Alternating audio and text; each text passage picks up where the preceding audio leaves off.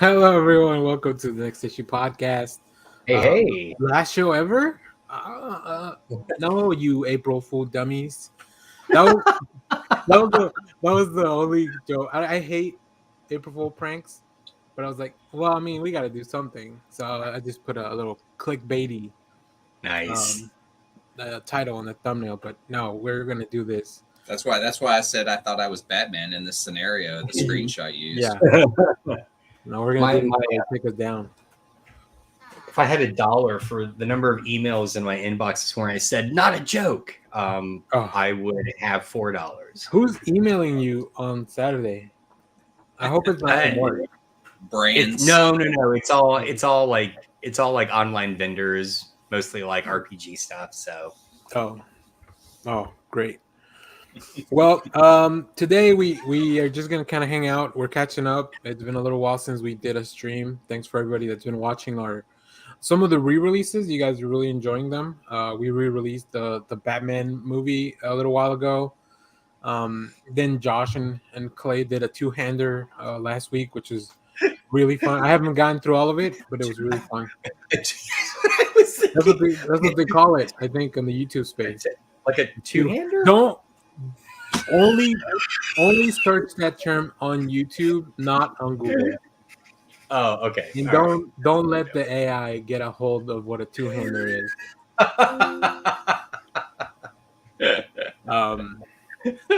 So yeah, we're just gonna catch up, talk about comics and TV and whatever we've been watching. I do want to kick it off. So I was telling the guys backstage about all my life issues and stuff that hadn't permitted me being on the podcast, but this week, things are a little bit more back to normal. So I actually just I love going to the movies. That's one of my favorite things to do, especially because I figured out if I just go to the closest theater, if I leave at the time the movie starts, I'm in my seat by the time the last trailer is playing.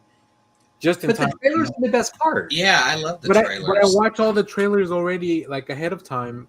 But you get to see it on the big screen. Sometimes the payoff on those is worth seeing.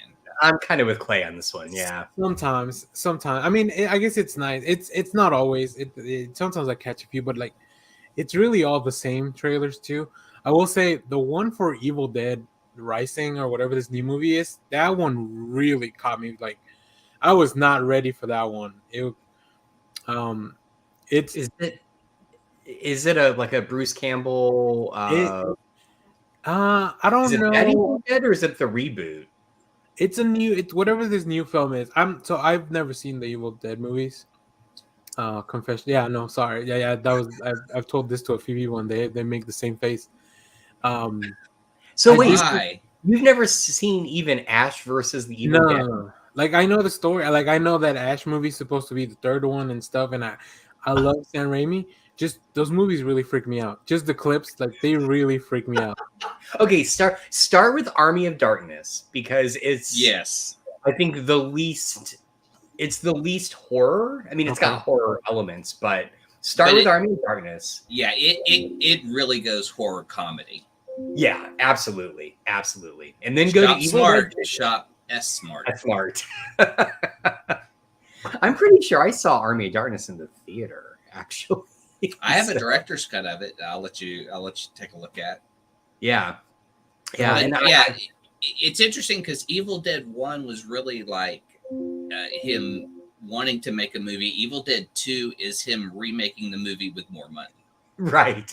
And more comedy, right? Like it's less straightforward horror like Evil Dead. I mean, it stars Pizza Papa.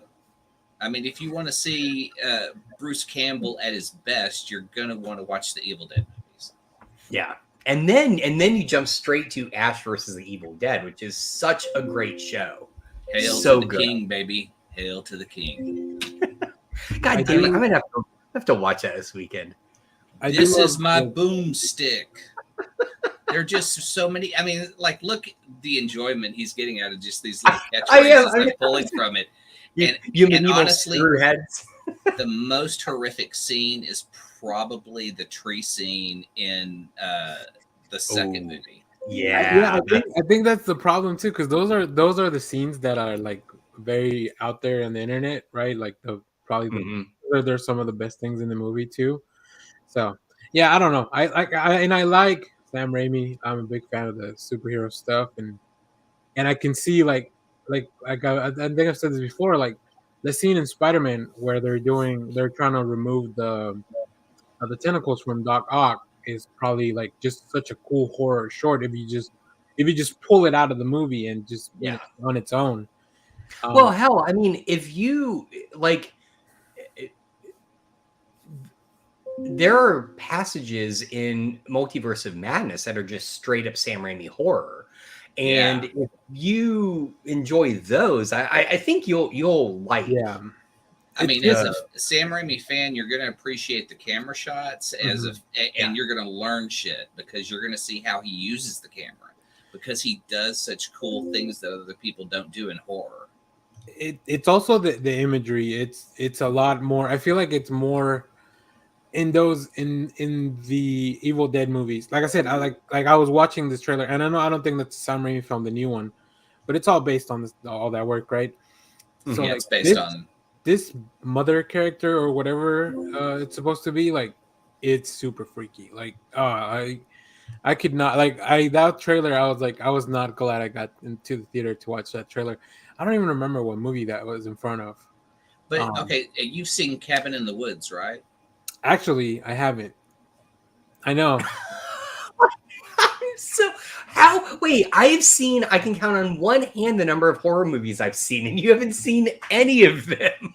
Oh my god! But Cabin in the Woods is like comedy, horror, satire. I mean, just the levels of things that are in that, and just to enjoy the evil side of it, like what it's actually about, the commentary of the entire horror genre.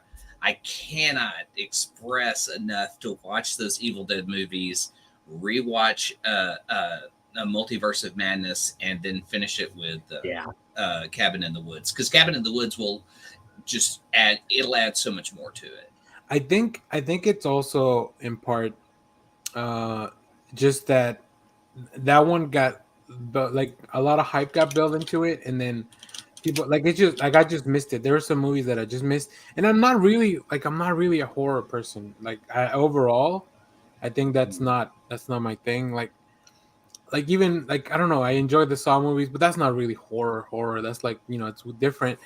But that is real fucking horror. But even those at a point, I dipped out. I was like, no, this is too much. The first movie is the most horrific. It is and it's not. Yeah, it doesn't focus as much in the torture porn aspect of it. It's a lot more of the psychological thing happening in the room, right? How does he get out of the room though? Well, yeah, I know. But it's like the other movies, like you had a trap every 10, 15 minutes, a new one was popping up. Yeah. And they just kept building and ramping up. That's why I really liked Spiral, because it really took a step back from that and it focused more on the Chris Rock story of it all, which that was just kind of weird watching Chris Rock and Sam Jackson be in a Saw movie. But yeah, and even I regret going to see Hostel. That that's a rough one. I never like Eli Roth's movies. I just like the second Hostel, or I think what's it called, Green, the movie about the cannibals. I forget what it's called. The Green River. I don't know. After the first one, I was kind of like, I get it. It's torture porn. Yeah, I don't need that in my very life. quickly realized Eli Roth is not a director whose movies I want.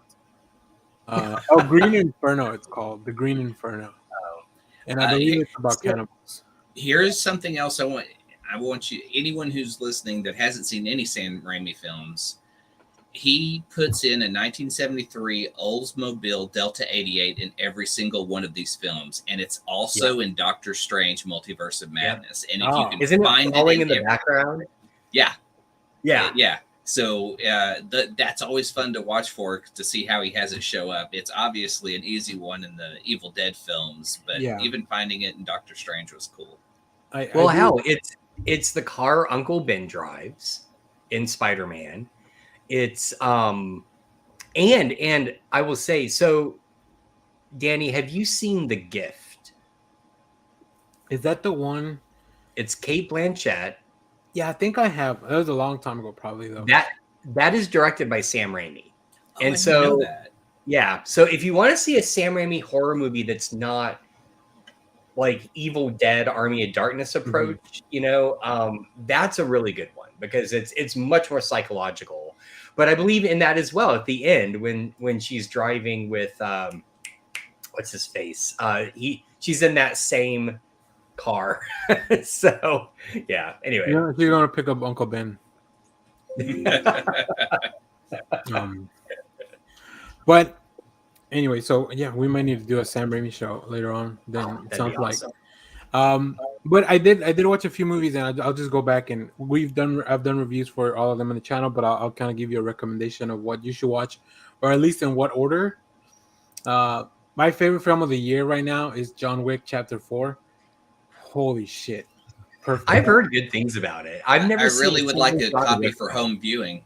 Once it, man, I can't wait till it's out on digital so I can watch all 4 movies at once. That's just gonna be like a 11-12 hour John Wick marathon. It's so good. It is every minute of it. It's used to the best of like that. It doesn't even feel like it's almost 3 hours long, and it doesn't even feel that way. Yeah, I was going to say last episode, Josh and I talked about Crank and Crank 2. Oh yeah, which was I saw the note. Really like a bad attempt to do. I mean, it was the early 2000s, like a John Wick style film, and it's just done really poorly. And seeing how well it's done by a stuntman director is fucking fantastic. And 4 films in, and that's your best film of the year. I'm hyped. Speaking of Jason Statham, I also watched the Guy Ritchie film Operation Fortune, Ruse de Guerre. That film that film was unfortunately delayed because originally the plot involved the villains being from the Ukraine, but then everything with the Ukraine happened, so they had to rewrite a lot of the movie, or not rewrite. Rewriting a lot of it. Like they really just changed. Anytime they said anything about Ukraine, they just redubbed it with like the name of the villain or whatever. It's pretty interesting. Find and replace Ukraine with Russia. Yeah, something. Is it something like that?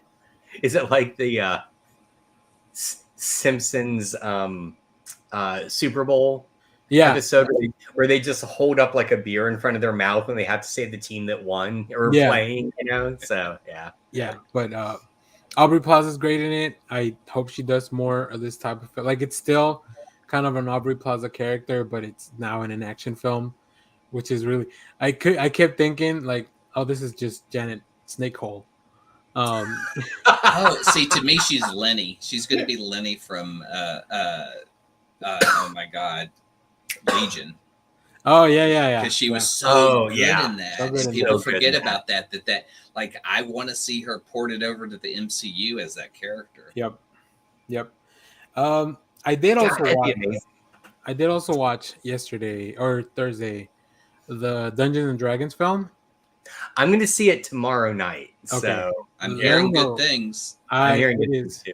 I really enjoyed it. Really awesome. So yeah, reviews for all that, and then at the bottom of the more recent films, I also did watch Shazam, which I enjoyed, but people seem to not be enjoying.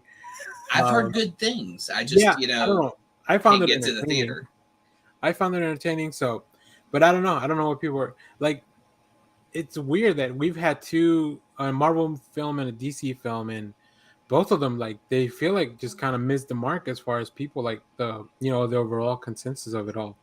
So, do you feel like the reaction? Because again, I haven't seen Shazam. I haven't even seen reviews. I've seen Levi's. Did you watch the first one?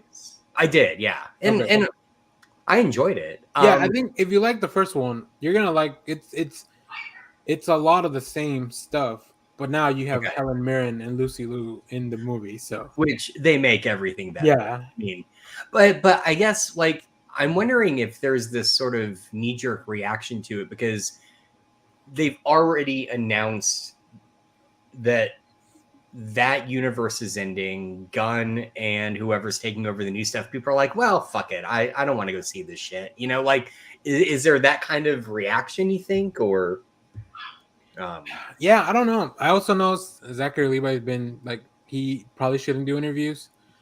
Right. Yeah.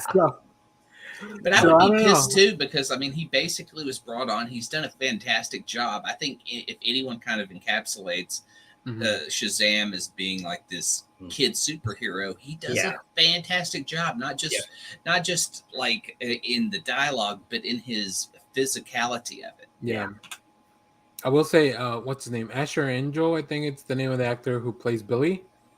He's really good. He's really like all the kids, because they're all like kind of adults now. By now, maybe that's another reason they need to kind of reboot all this stuff. Because like the only one that's still a child is Darla, who's the youngest. Everyone else, like they all look like young adults or pretty old teenagers. I don't know if you heard my theory on the last episode, Danny, but I really would love to see the best of what is left in that universe. Wonder Woman, Shazam, Aquaman, to lead kind of the Legends of Tomorrow type team, that their universe is being destroyed, but they can somehow escape and save it, but fail. Oh, that'd be interesting. Like one last movie where they all get together. I get it. I get what you're saying, Clay. Save the Snyderverse. I agree. No, I mean, I would love to see if it's entertaining, then I would love to see that. Like that's all I want to see. And these are the best aspects coming out of it, and I love it. All right. Now here's a question. There's a Henry Cavill Superman trailer coming out. Okay. It's on your phone and you can watch it, or you can wait 5 minutes and go into the theater and see it on the big screen. How you can watch it? I mean, if it's 5 minutes, I'll go to the theater. Clay, I went to watch the release of the Batman v Superman trailer at North Park for the event. Like it was just the trailer. So if I'm like, if it's like a trail, like a premiere thing that I won't like. Yeah, no, I'll definitely go to the theater for that. Damn, I can't believe I did. That was pretty interesting. But the cool thing is that everyone that went to that thing, we all got an invite a year later to watch the movie early. So that's cool. That's really cool. And we thought it was gonna be like you had to those screenings where you have to show up early and get in line. Yeah. No. This was only for the people that attended that trailer event. That's awesome. So we, even though a bunch of us were there, like I think I got there like at 9 a.m, and we just kind of sat there at the theater. Luckily, North Park has a nice area where like you can be atop. Yeah. That was crazy. The things I did when I was young and dumb. I watched Batman v Superman 3 times that week. Open, like I had seen it twice before it opened normally for everyone else. Or I guess the first one was on the opening night on Thursday. So if they started doing that with like DC films and they had like early previews, you would go see them if they also included exclusivity to early screening. For sure. But although I will say, I don't know if I have the stamina to keep up with these people anymore. Or the time, really. Like back then I was in college, or maybe not college. What year was it? 2012, 13, 14? Oh my god. Here goes the gray. Yeah, I don't know. Exactly. Jeez. Clay and I are that gif of Captain America aging. Or no, it's Matt Damon. Wrong. Thank you. That's it. Private Ryan. Yeah, I don't know that I would do it anymore, but definitely recommend for other people to do it. I do miss that aspect of standing in line, and I know this is a dumb thing to say, but like when episode 1 came out, I camped out for tickets, and I met friends that I'm still in touch with that are great people, and it was like the coolest experience to meet other Star Wars fans who had like grown up like me, and so like we would have like I would just meet different people who were like action figures cosplay, just into different aspects of it. And now it's like one of my best friends, Mike, lives in Florida, and he's got 2 kids he's raising on Star Wars. So I know shit to send them because it's just like part of their house. That's awesome. Yeah. You know, it's funny. I infamously have never liked going to opening night to movies because I just hate fighting crowds. But when episode 1 came out, me and my friend Kristen, who lived in Austin, I was still in San Marcos, we both are big Star Wars fans. So we bought tickets. We stood in line. We went to an opening night screening at like 11 o'clock at night or something. It was great until the first line of dialogue came up, and we're like, "Oh, this is bad. Why do they sound like horrible Asian stereotypes? This is not good." It was rough. What's the furthest? Okay, I've driven 3 hours to go see a movie. What's the furthest you've driven to see a movie? Oh my God. Intentionally? Probably that episode 1. I'm very lazy. So. Yeah, I think. So it wasn't a movie, but I went all the way to like, where is it? It's like, it's past Flower Mound, like even further, but not going towards Denton. Not going towards Denton, going the other way, like Lake Highlands or not Lake Highlands. That's closer. Josh is. Like I don't remember what it's called. It's like some kind of suburb past Flower Mound, and like, but going towards like between Grapevine and Flower Mound, like going that direction. But it was to watch they replayed some episodes of Game of Thrones before the new season started. Yeah, that was like it was because that was the only place playing them. That was because but that's not that far. It was like maybe 30-minute drive. I just recalled in high school, so this would have been the early 90s. Me and a few friends did drive to the complete opposite side of San Antonio. We were on the north side. We went all the way down to the south side to the one theater where they were doing the live MST3K screenings as a test before doing the movie, because they were trying to figure out if that would work in theaters, and it was hugely fun. It was, I mean, yeah, God, what movie did they show? It was episode. It wasn't Pod People. Oh fuck, no, it was Pod People. I think they did Pod People. Yeah, it was incredible. It was great. And I mean, and those episodes were so fun to watch with an audience because everyone's laughing at the same jokes, and you realize I'm not a weirdo sitting home alone at night watching MST3K. Well, I don't know that I don't know that exactly. I drove down to Austin to go see Fanboys because I'd been down there and saw it, and we didn't have a draft house at the time, and so I'd come back and gone, oh my God, this movie is so fun and funny, and I relate to it, and got my Star Wars friends and my buddy Terry. We drove down just to go see that movie, and then drove back right after it. Oh my God! Wow, that's a day. Did you guys see our? That's a whole movie, Clay. It's that's like one half of a Zack Snyder Justice League. So, I wish. But it was the only place showing Fanboys for some reason. Like you couldn't see it here, and that was when like Dallas had so many different theaters. That's weird. Like AMC. Yeah, was it a South by Southwest thing? Like no, it was just like a limited release, and Alamo picked it up. That's crazy because like usually if I ever want to find the movie, I'll go to the Angelica and try to check their website. Right. This was pre-Angelica. Oh, okay. I don't. But we still had the Inwood, right? Yeah, but they're pretty select. So yeah. You know what I did? Okay, hang on. I take this all back. I drove down.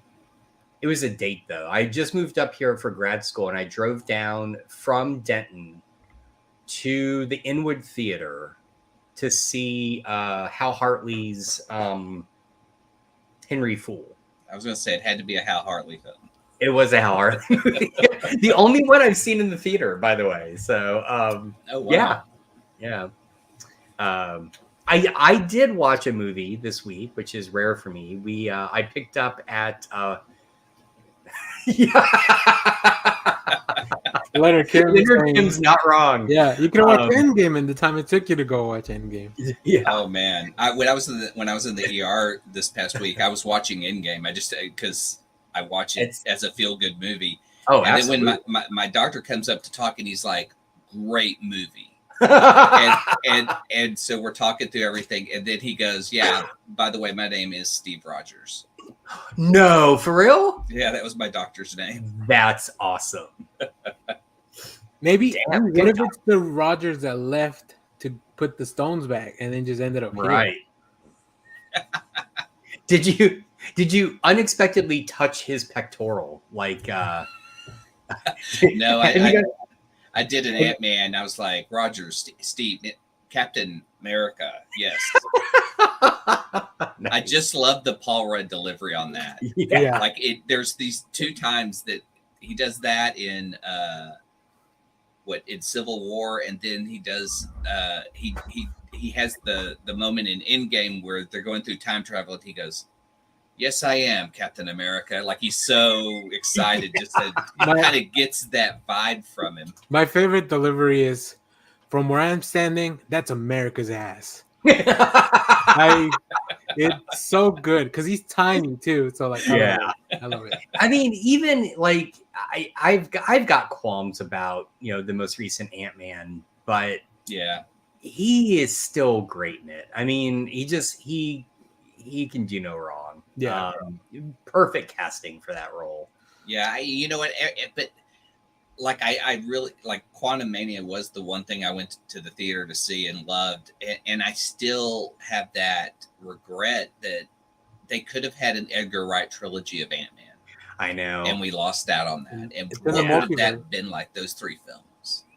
It's in the multiverse, but you know what? That frees him up to do this anime that he's doing for Scott Pilgrim, which looks really cool. Yeah, I'm excited about this, and the whole cast is returning. Yeah. So, oh, really? That's cool. So it's going to be they're all going to voice their same characters, which makes sense. That's probably that's awesome. God, I need to rewatch that again. I love that movie. Yeah. Just rewatched it for the podcast with Mark because we're doing 2010, and it's just filled with the millennial stars. It's I mean, it's so funny to see Chris Evans play this bad guy who's just so full of himself. Right. I mean, he's basically playing a nastier version of the Human Torch, right? You can kind of see how he goes from one to the other, So, no. So I was at Best Buy, and they had for $5 on Blu-ray, the French Dispatch, which is the one recent Wes Anderson movie I had not seen. So we watched that 3 nights ago. Anyway, I liked it. I joked afterwards that it's like if Wes Anderson sat down and said, "I want to make a movie specifically for this guy named Josh Rose," right? It's a fictitious version of The New Yorker. It deals with the 1968 French student revolt. It has Jeffrey Wright in it, who I adore in every fucking movie he's in, and he's so good in this as a James Baldwin style writer. The whole thing is great, but it is the first Wes Anderson movie I watched, and when I got done, I was like, that is all style, no substance. Like the whole movie is all about, it's just Wes Anderson style.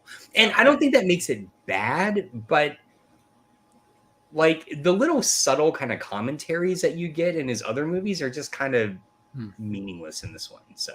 Oh, okay. Because I think I've tried to watch that a couple times and just can't get through it. I am excited for Asteroid City. Have y'all watched the trailer for this? I haven't, but I know it's out there. I need to go watch it. So it looks Tom Hanks in a Wes Anderson movie. I'm in. Jeffrey Wright returns because I didn't know he was in the other one, and I was like, "That's Jeffrey Wright," and he's like, not like his it's like someone said, okay, you're in a Wes Anderson film, be like every character, and his delivery and performance. Oh God, just in the so trailer. Good. He's so good. I would actually say I think he's the best part of the French Dispatch, and I want to see him in the new one because there's only a handful of actors in Wes Anderson movies who can bring the Wes Anderson style, but still bring something beyond that. And he absolutely nails it. Like, he is so good. The cast list for Asteroid City is like huge. I mean, it's massive, the amount of talent that he has in this film.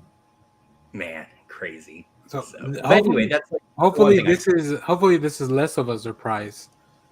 I've never seen a Wes Anderson film, and I have no inkling to even want to try one. Like, it just, the whole aesthetic of it doesn't appeal to me at all. I don't find any of it. Oh my God. Oh. Yeah. No, like I'm sorry to everyone watching and you guys, but like I know it's fine. I know I get it because it's again, he's very much like Hal Hartley. If you don't like his style, you're not gonna like his movies. Okay, but let me drop one in there because he hasn't developed his style yet, but he is a great storyteller in Bottle Rocket.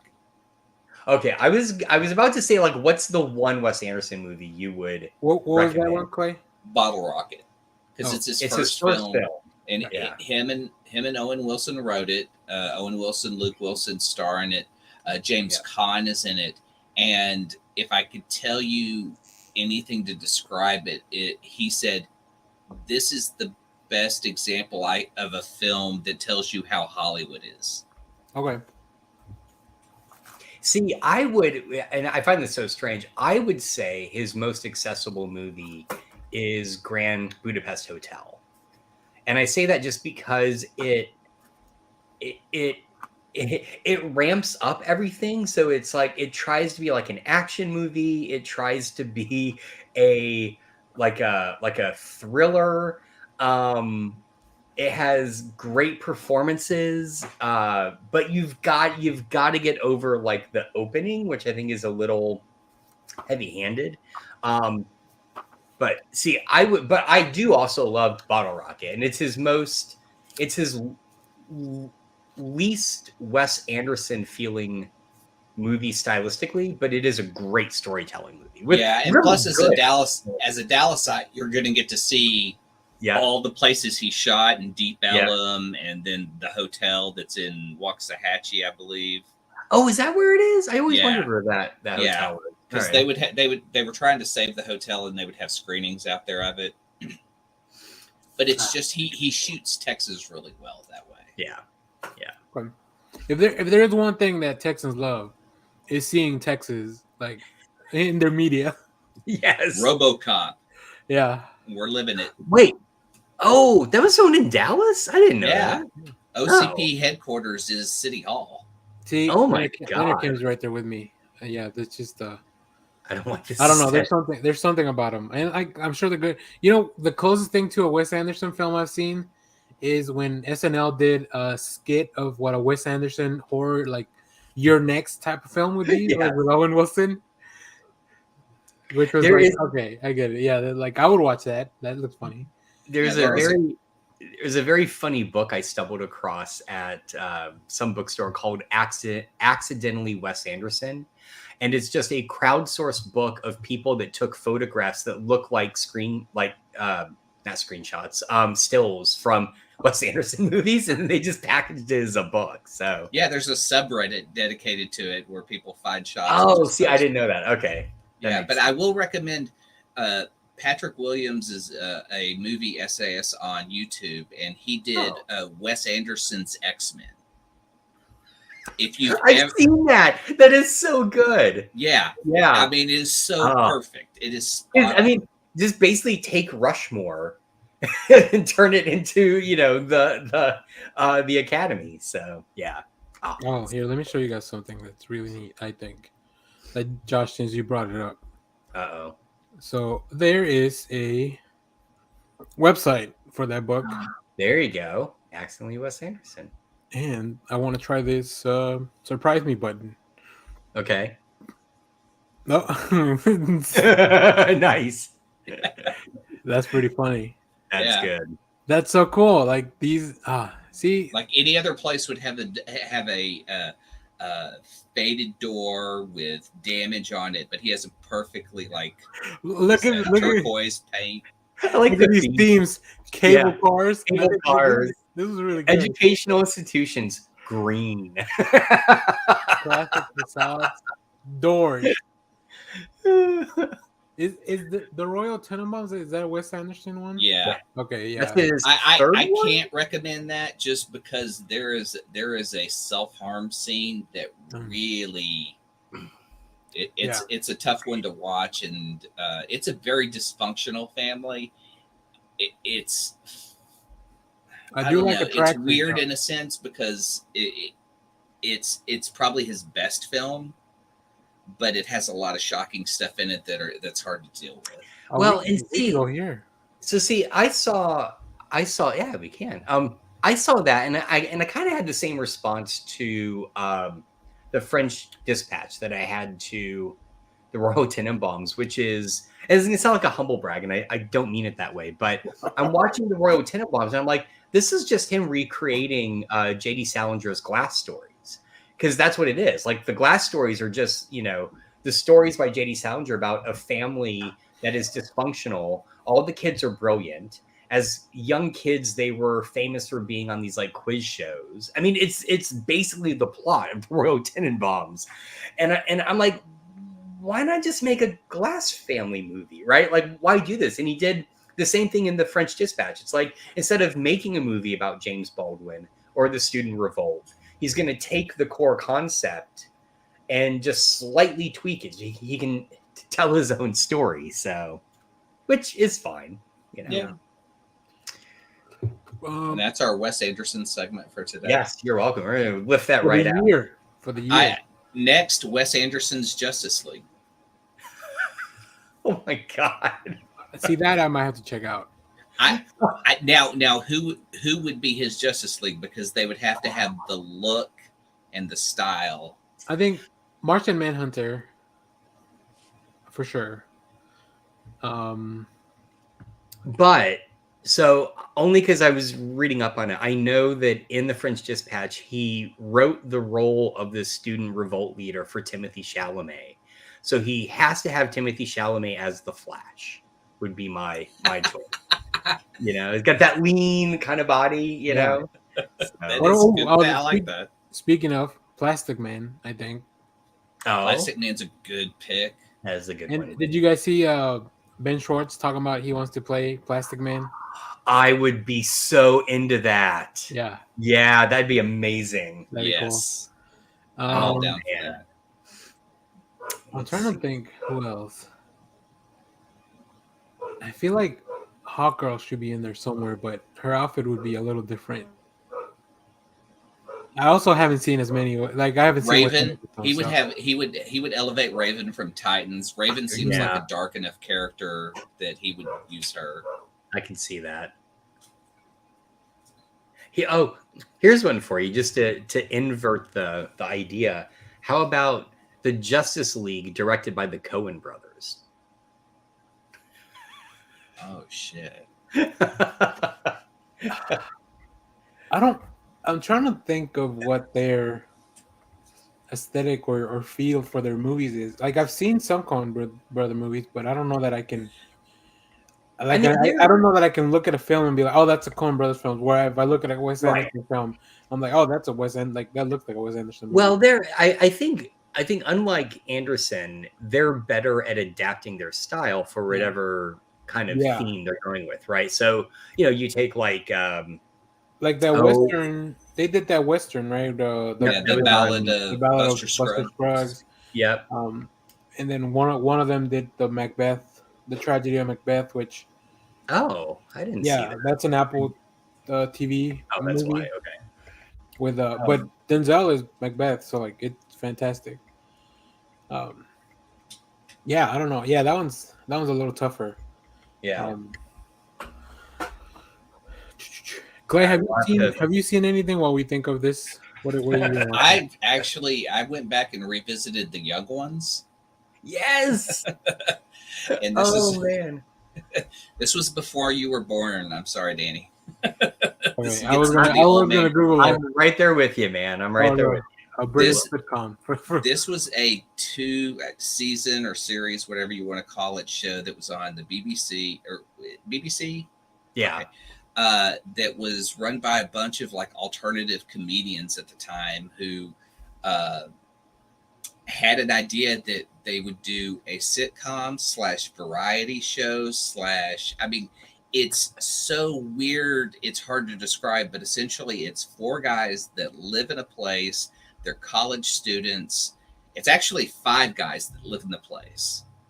There's a 5th guy who is hidden in the background in many episodes and never speaks.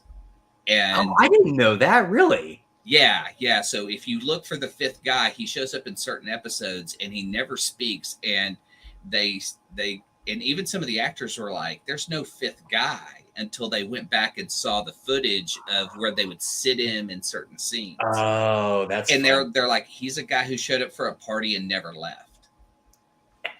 It's like political commentary, satire. It's got some of the best. Yes. Okay. Oh, so just some of the best comedians at the time.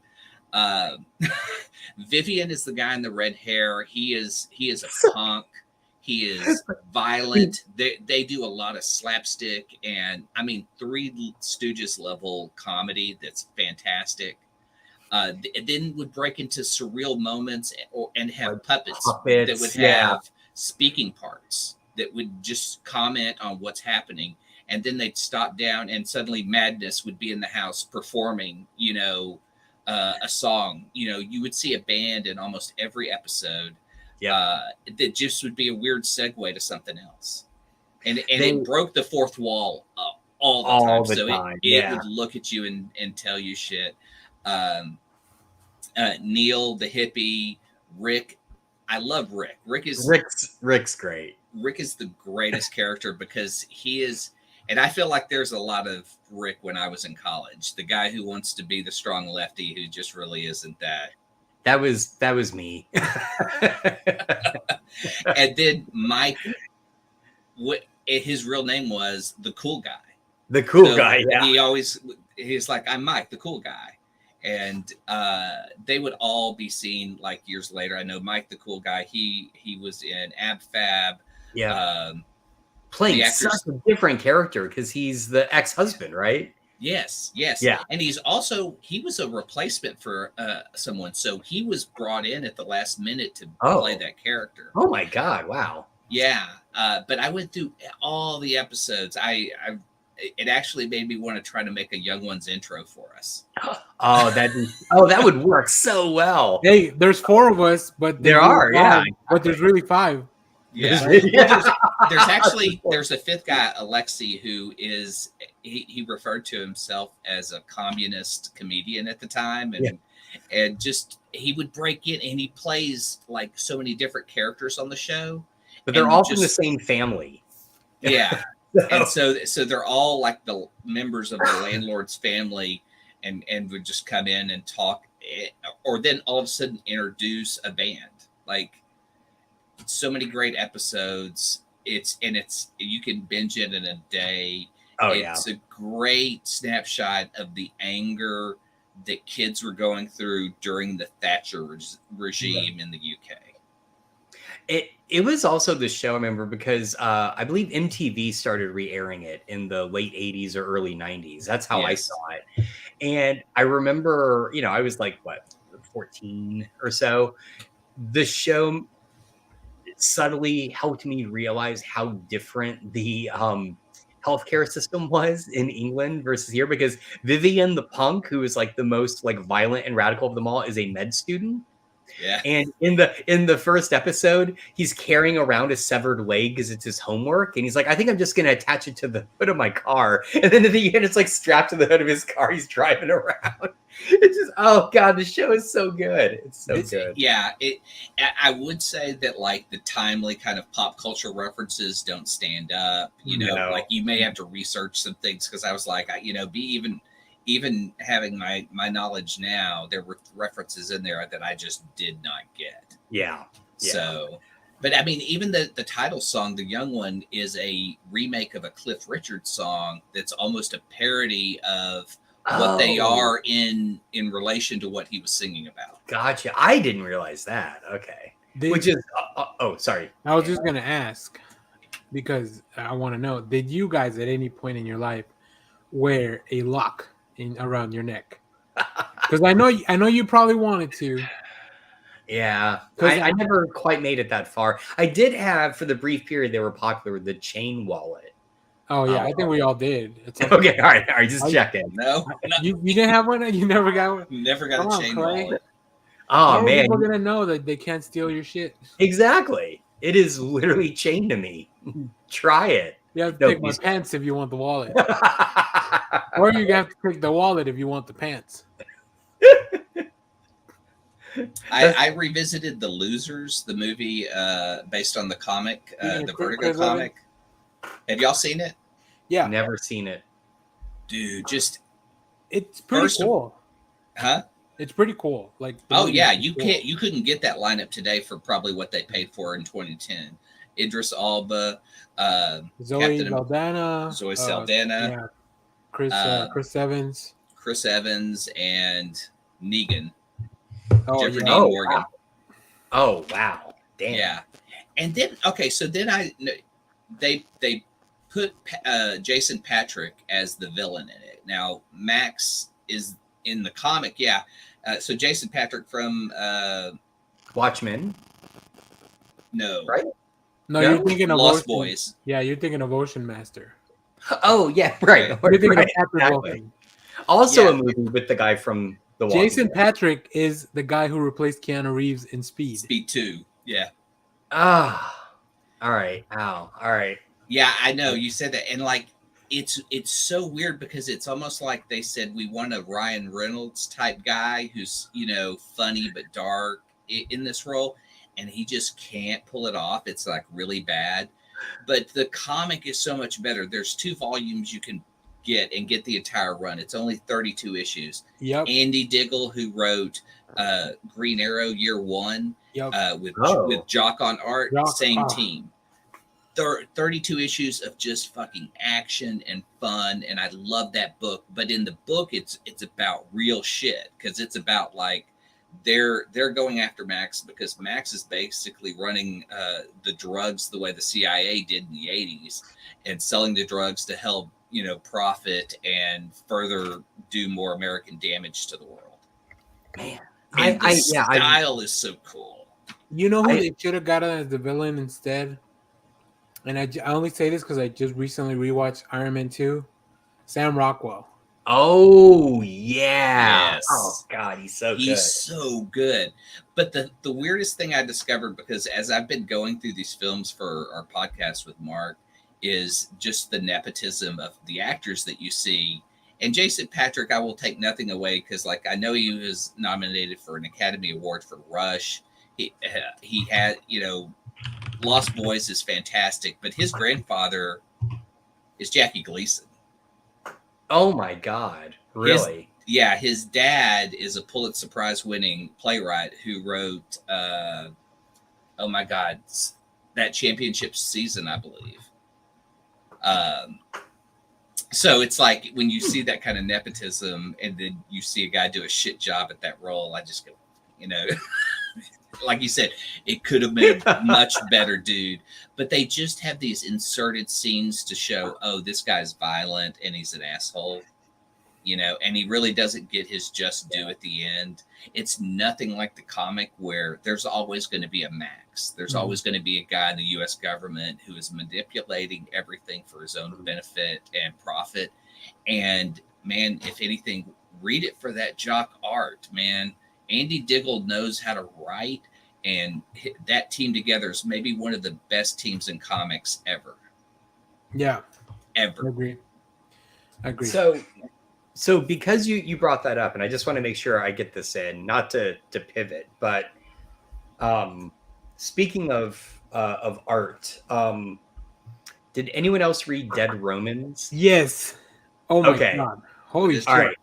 Clay, I can't wait. I'll send you a review copy. I can't wait to hear you talk about this because I have some issues. But the thing is, so the artist is Nick Marinkovich, and he is the contemporary version of Bill Sienkiewicz.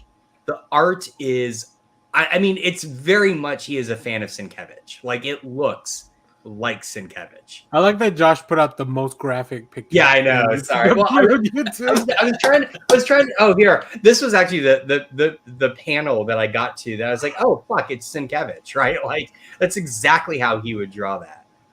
So maybe this will be the last episode we'll ever be allowed to put out. I don't know. It is worth it, I think, just for the art alone. But did you follow the story at all, Danny? I was so confused. I had to read the synopsis to figure out, and I'm a big fan of the just the aesthetic of the Romans that they chose to have. Yeah, no, it's really cool. Yeah, I mean, I've got some qualms. It's not perfect, but it looks super cool. Here, I'll actually, I just so here, like, I'll just show you on this page, right? That's the cart that they're traveling in. Yep. Okay. And then you go inside, and I don't like, unless it's a TARDIS, I can't figure out. What page is it?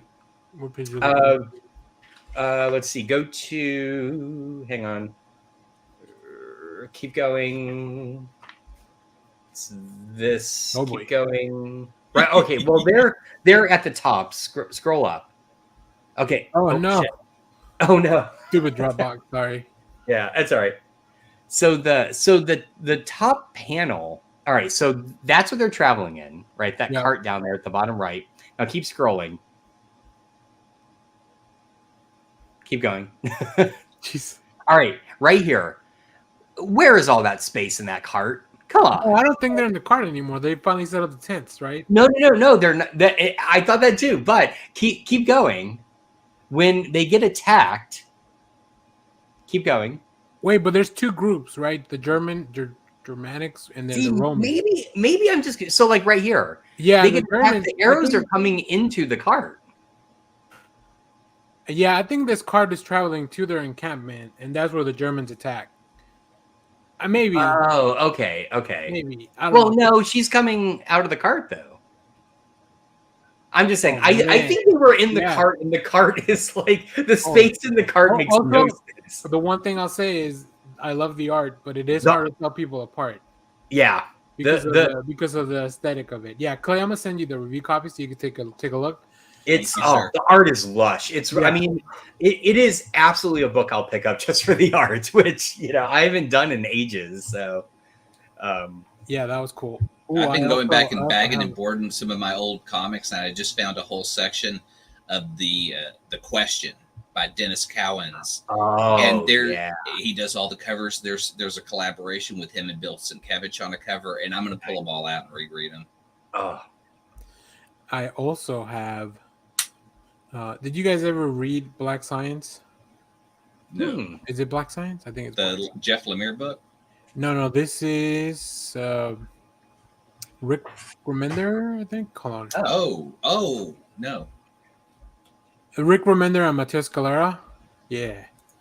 Image sent us the compendium, so it has everything. I'll send you guys a read. It's 1,000. It's 1,108 pages of like Black Science. Holy shit! That makes it even longer than the. Oh God, why am I blanking on it?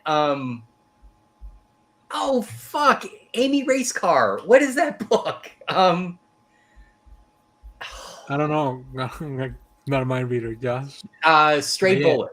The Stray Bullets. The Uber Alles edition is like almost 1,000 pages. I think it's like the whole thing in a PDF. So gotcha. God, yeah, these are cool.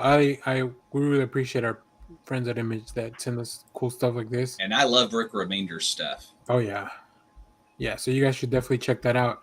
I need to go to the shop to see what the compendium looks like and see how big it is.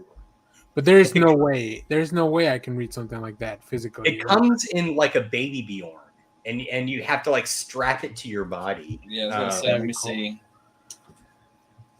So this is 363 pages. And that's black and white, right? Yeah. Yeah. So usually those pages take up less space because I don't know. But the thing is, and this is kind of what I love about digital comics is trying to print that is crazy, but getting a PDF of it, I can just throw onto a tablet. Yep. Is perfect, right? Like I don't have to worry about shelf space or it weighs 18 pounds or whatever. So yeah.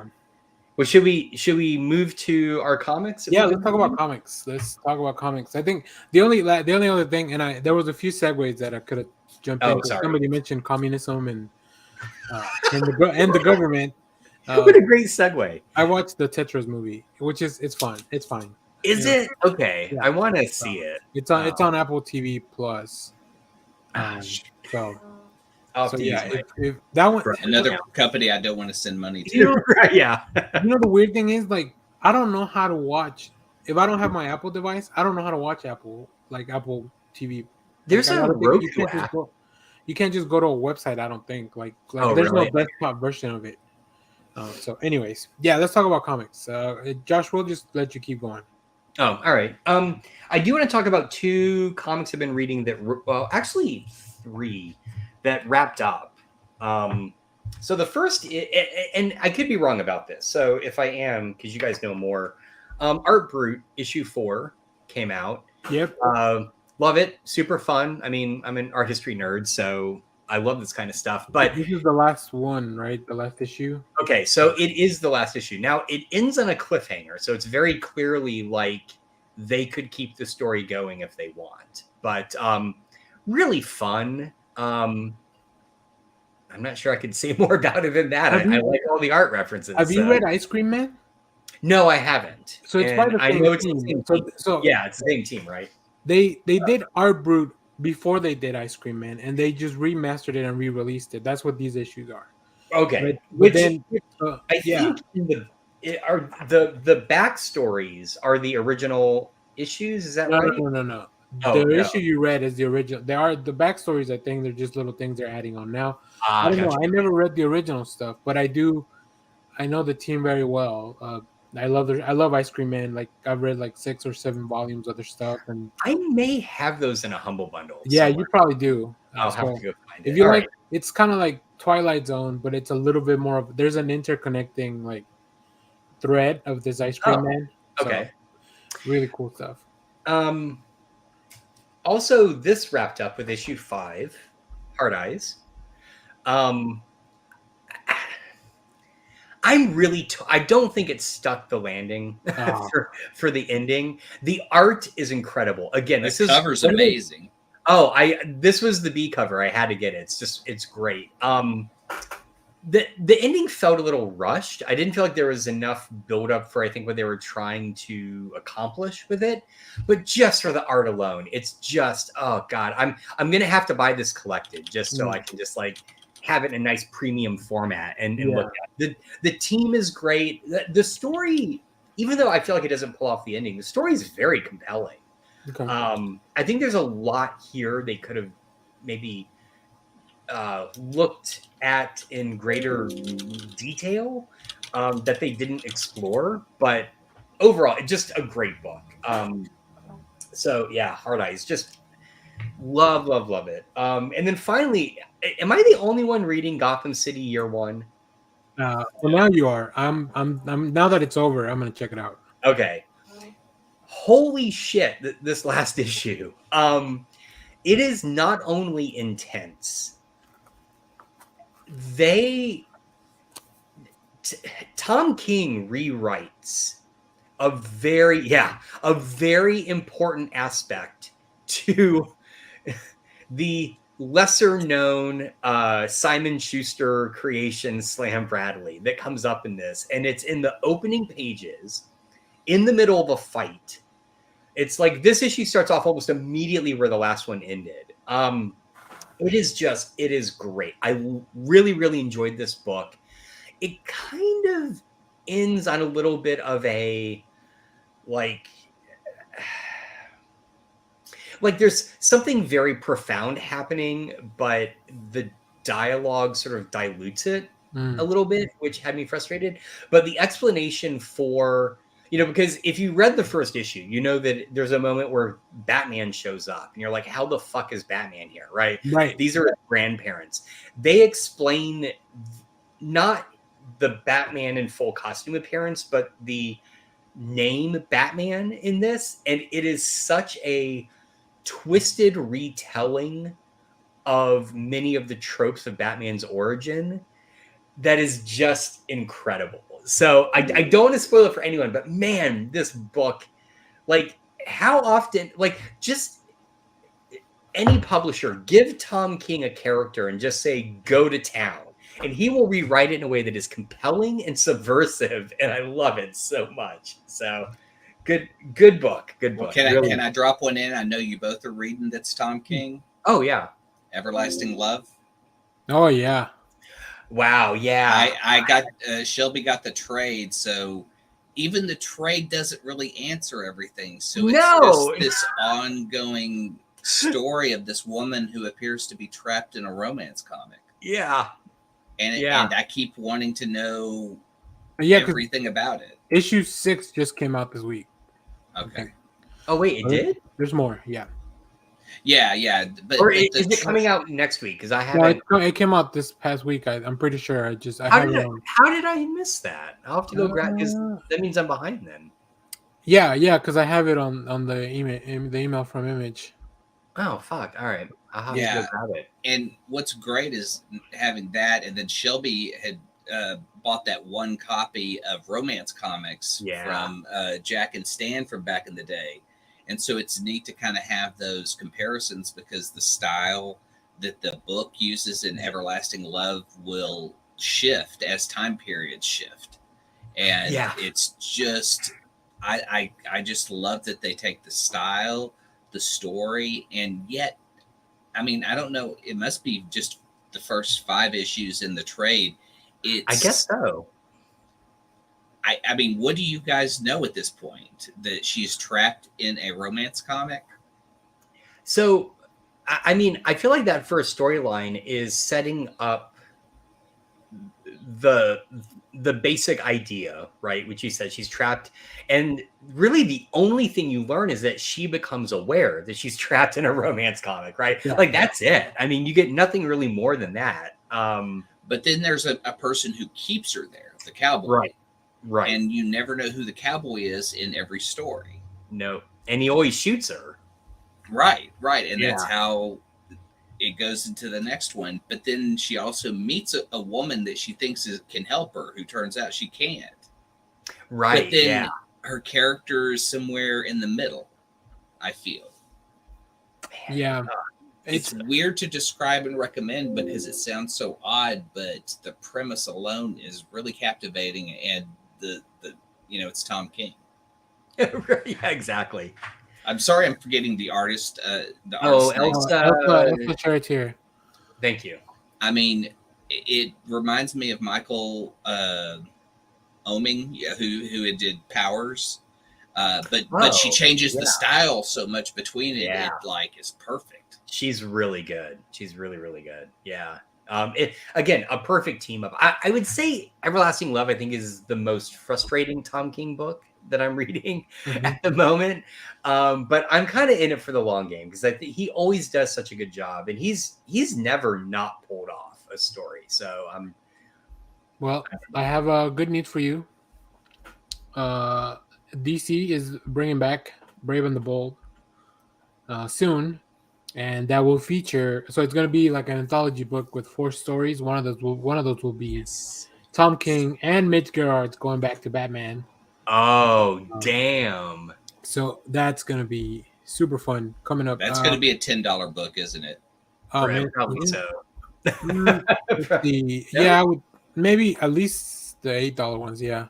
So this is the cover, but yeah, it's going to feature Some really cool stories. I don't know why they would be a bad. Oh man, that looks amazing. That looks cool.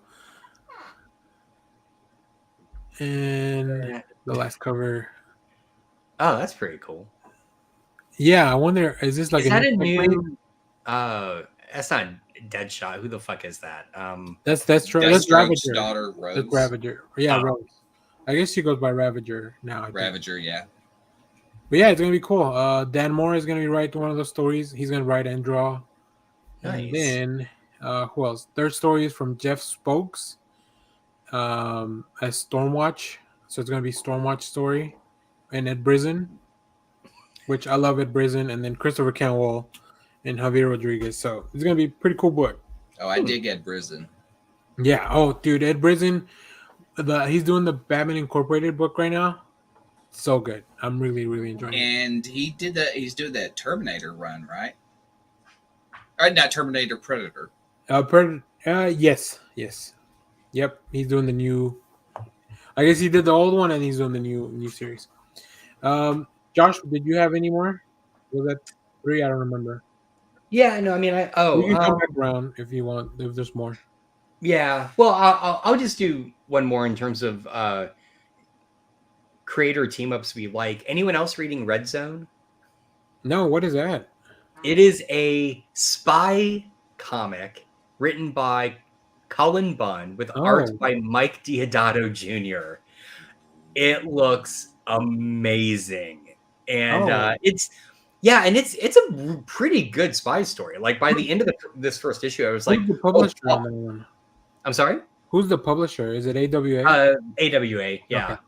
Which I don't think I've ever bought a book by them before, but now I've got 2. So. Oh, I have. I love their stuff because it can be anything. They do zombies. They did the Not All Robots, the Mark Russell book. Oh, okay. I mean, it just look at this art. It's so good. I got the Year Zero zombie book by, I want to say Percy. What's his? Percy Jackson? No. Benjamin Percy. Benjamin Percy, yes. Sorry, I got Jackson's everywhere. Damn that kid. He is, really is. You know, I got a little bit of beef with Mike Deodato Jr. for his comments back when about Namor. He's like, I'm more buff than Namor, but yeah, he's a great artist. God, I forgot about that. Yeah, but I'll probably check that out. I love Cullen Bunn. I didn't realize he had a new book out. Yeah, and I don't remember. Like, I totally stumbled on this, and I like spy shit. I'm like, well, yeah, I'll read that. So here I have a few books, and I'll start with this one because man, Marvel got me again. X-Men Unforgiven #1. I like Peach Momoko. Peach Momoko cover. It's by Tim Seeley with art by Sid Kotian. The only problem is that this is part 2 of a story that came from Spider-Man Unforgiven #1. Oh, come on. Because they're doing it again. It's Murder World again. Oh, yeah. Wait. It gets worse. This is season 2 of the excellent. Notice the issue number. Oh, no, #1. Oh, what the fuck, Marvel? Come on, stop doing this shit. Why? Yeah, that was. So I like the story, but I wish I would have known. I would have read Spider-Man Unforgiven before I read this one. But it's cool. It's about the Unforgiven is like a group of vampires that have chosen not to feast on humans. So that's pretty cool. Josh, I think you also read this one. Clobbering Time #1. Yes, I did too. Yes. All right. Fun. I got this cover because it's fucking amazing. Oh, I love this cover. So I want a poster of this. Yes. Oh. Yeah. Oh, so good. Yeah, I will say, I guess it's not so much about them fighting, which is what I was expecting. It's a team up. Yeah. Although the fighting is brutal in this book. It is. It's so good. The artist on it does a perfect job. It reminds me of Stoko art a little bit, like how much detail there is. But look at this Uatu that's like Super I Frog, love it. He's a watcher. I don't know if he's a Watu. But he's a watcher, not the watcher. Yeah, right? watcher. Yeah. What's he called? It's got a weird name. Title. Yeah, it is Ituva 2. Yeah. I don't know what that means, but just I love when that Doom Iron Man hybrid thing showed up. Yeah. Because it looks like it's part Danger Room, part Iron Man, part Ultron. Yeah, like all the here, put it up again. Yeah, look at that. Just brutal. I mean, just there's like entrails being torn out and the spines, and it just.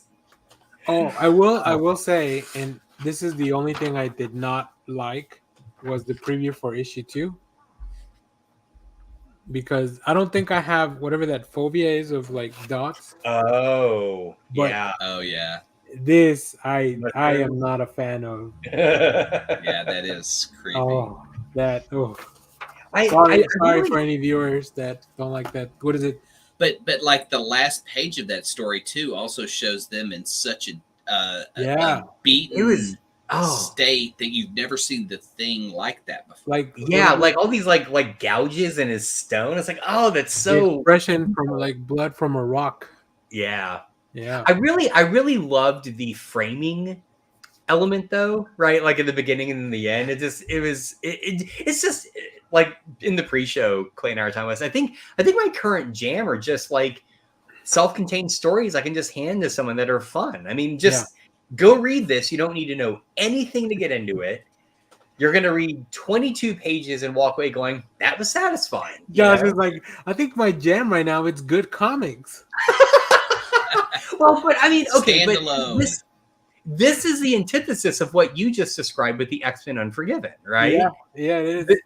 There isn't some hidden prior story you have to go track down to understand what the fuck's happening here. You just open it, read it, shut it. Everything is there. So yeah. I'll go a couple more and then I'll let you go play. I picked this up. I haven't read it, the Avengers Beyond, but I mean, I got Scotty Young cover.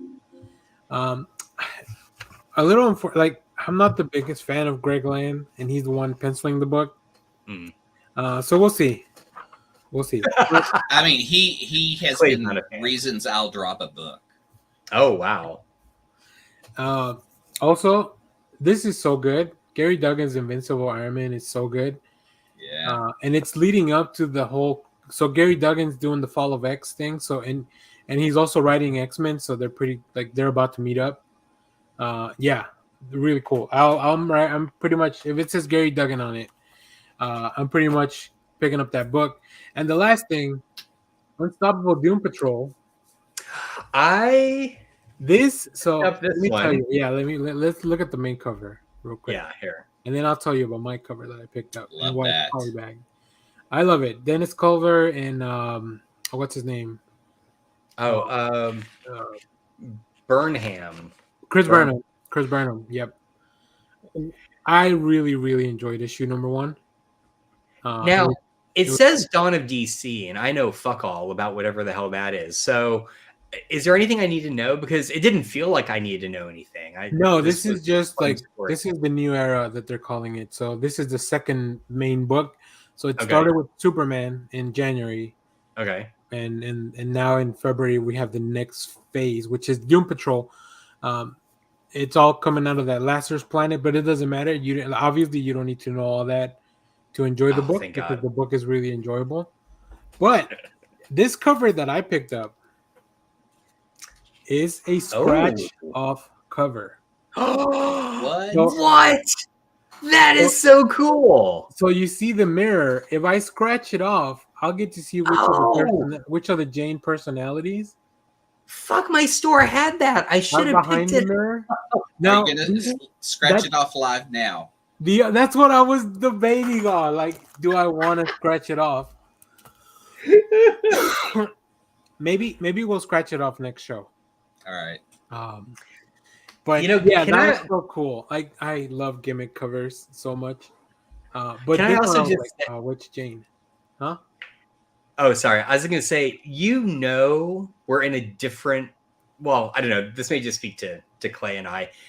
Clay, would this have ever happened in a comic when we were growing up and it not being on the cover? All right, here's the cover. Okay. This happens in the issue.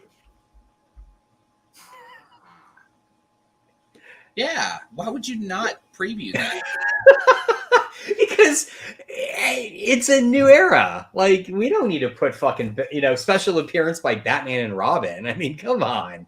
So that used to be such a big seller. Like that was even a joke in She-Hulk, how they would always have, well, it's issue 2, so it's a required Spider-Man appearance. Exactly. Just to increase the sales for the second issues that usually plummet.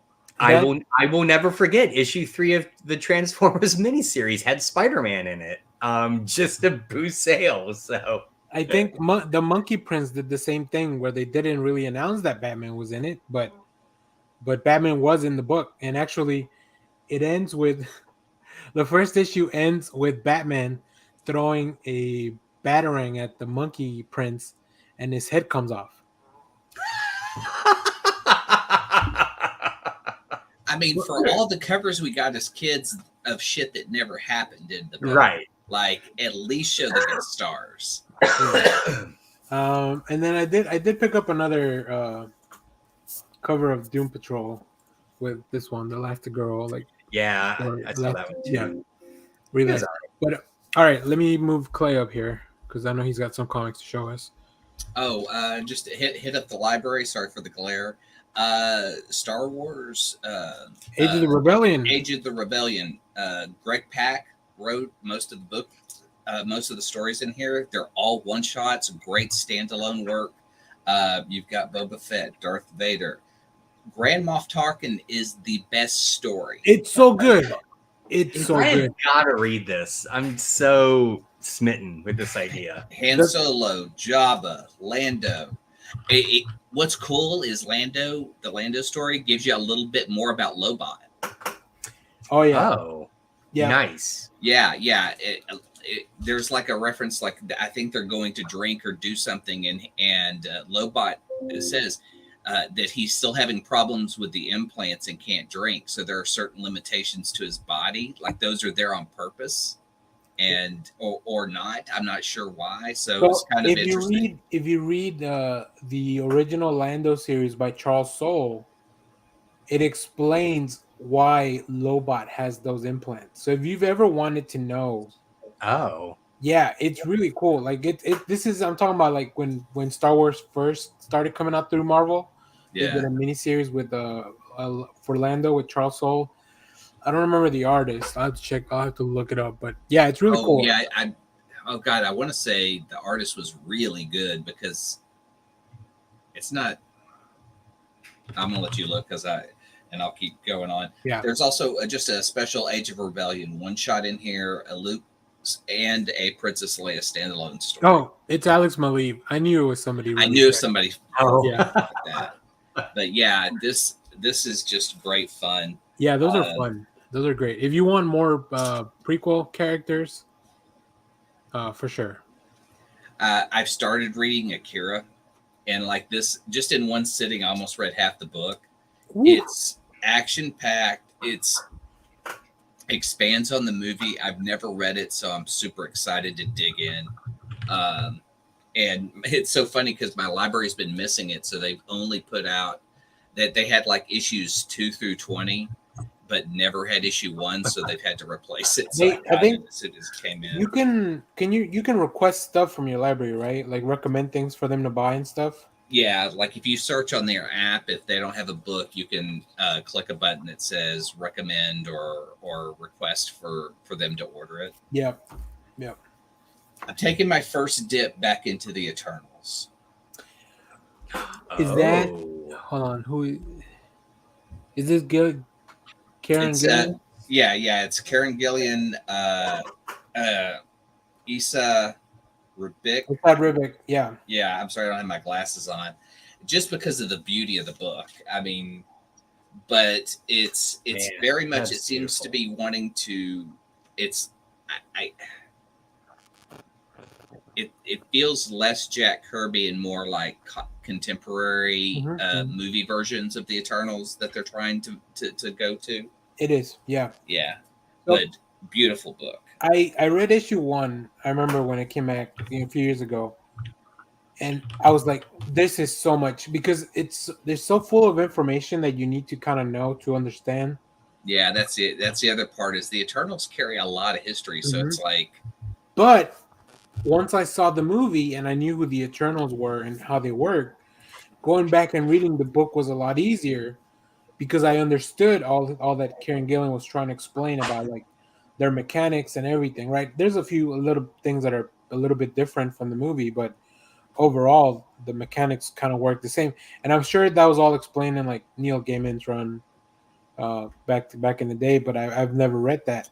So it's really cool, and it all led like from that it keeps going into that Judgment Day, Avengers, X-Men, Eternals stuff. You hyped that so much that's kind of the main reason I picked this up. I wanted to have something to go in with it.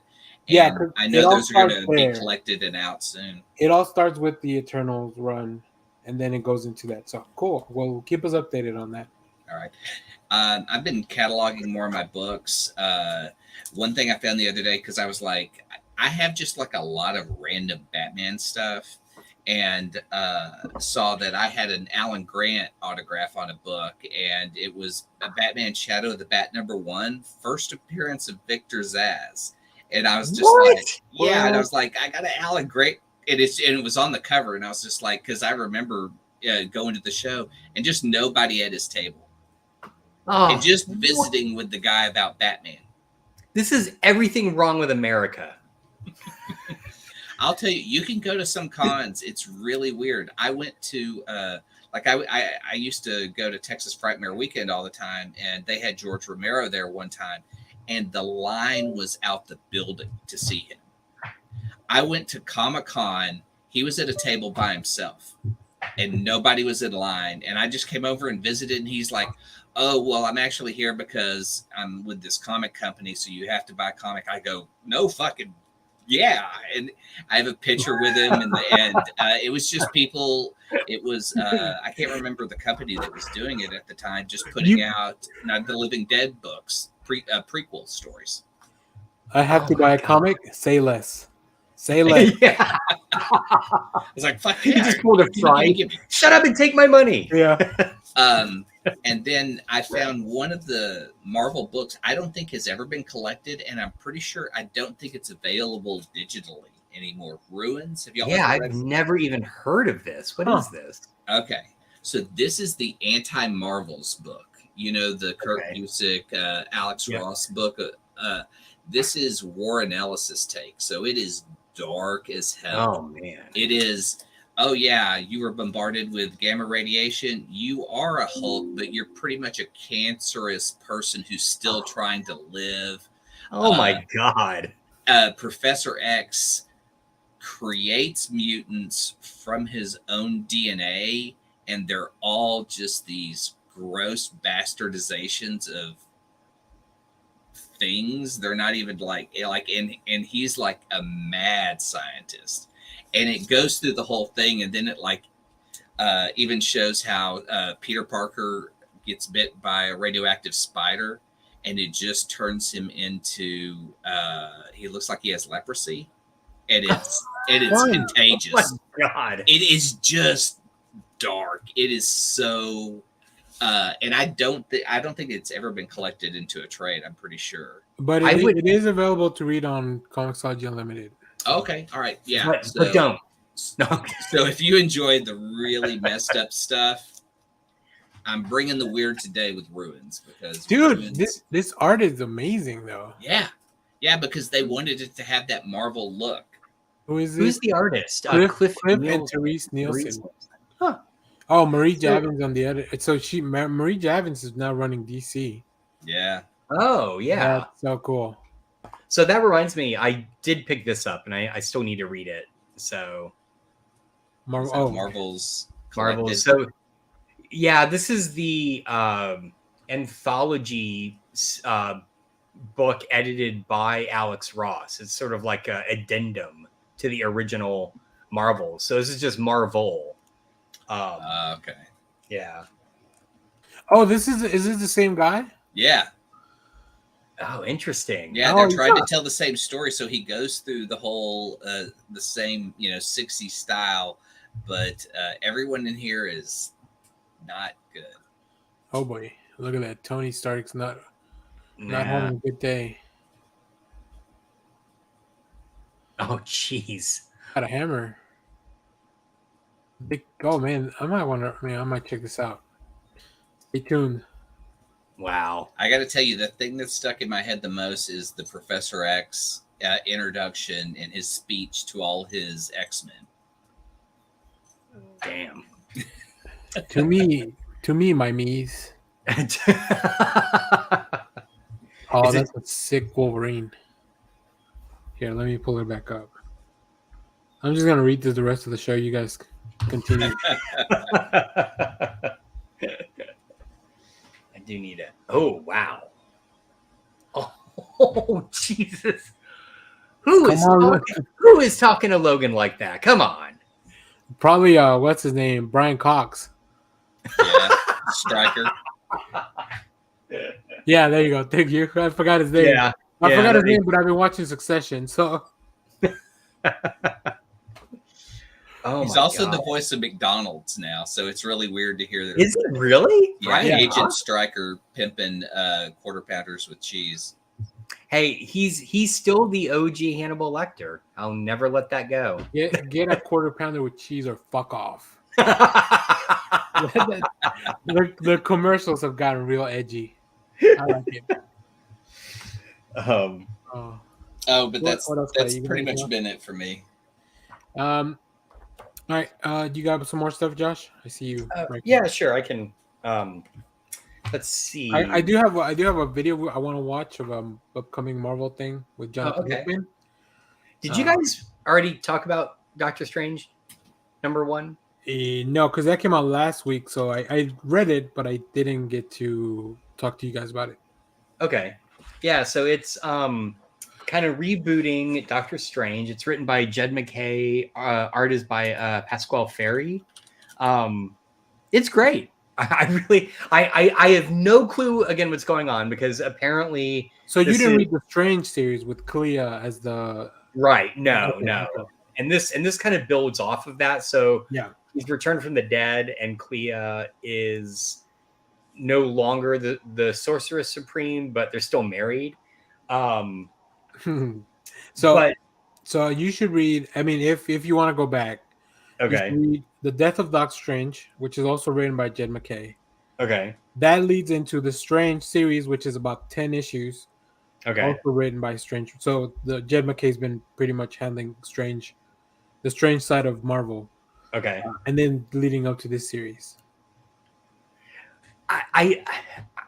I might do that, but I do want to give it props that I jumped into this blind and still enjoyed it. And I feel like the team did a good job of explaining just enough backstory. Like I do feel like there's something big happening with the big bad in this that I don't understand.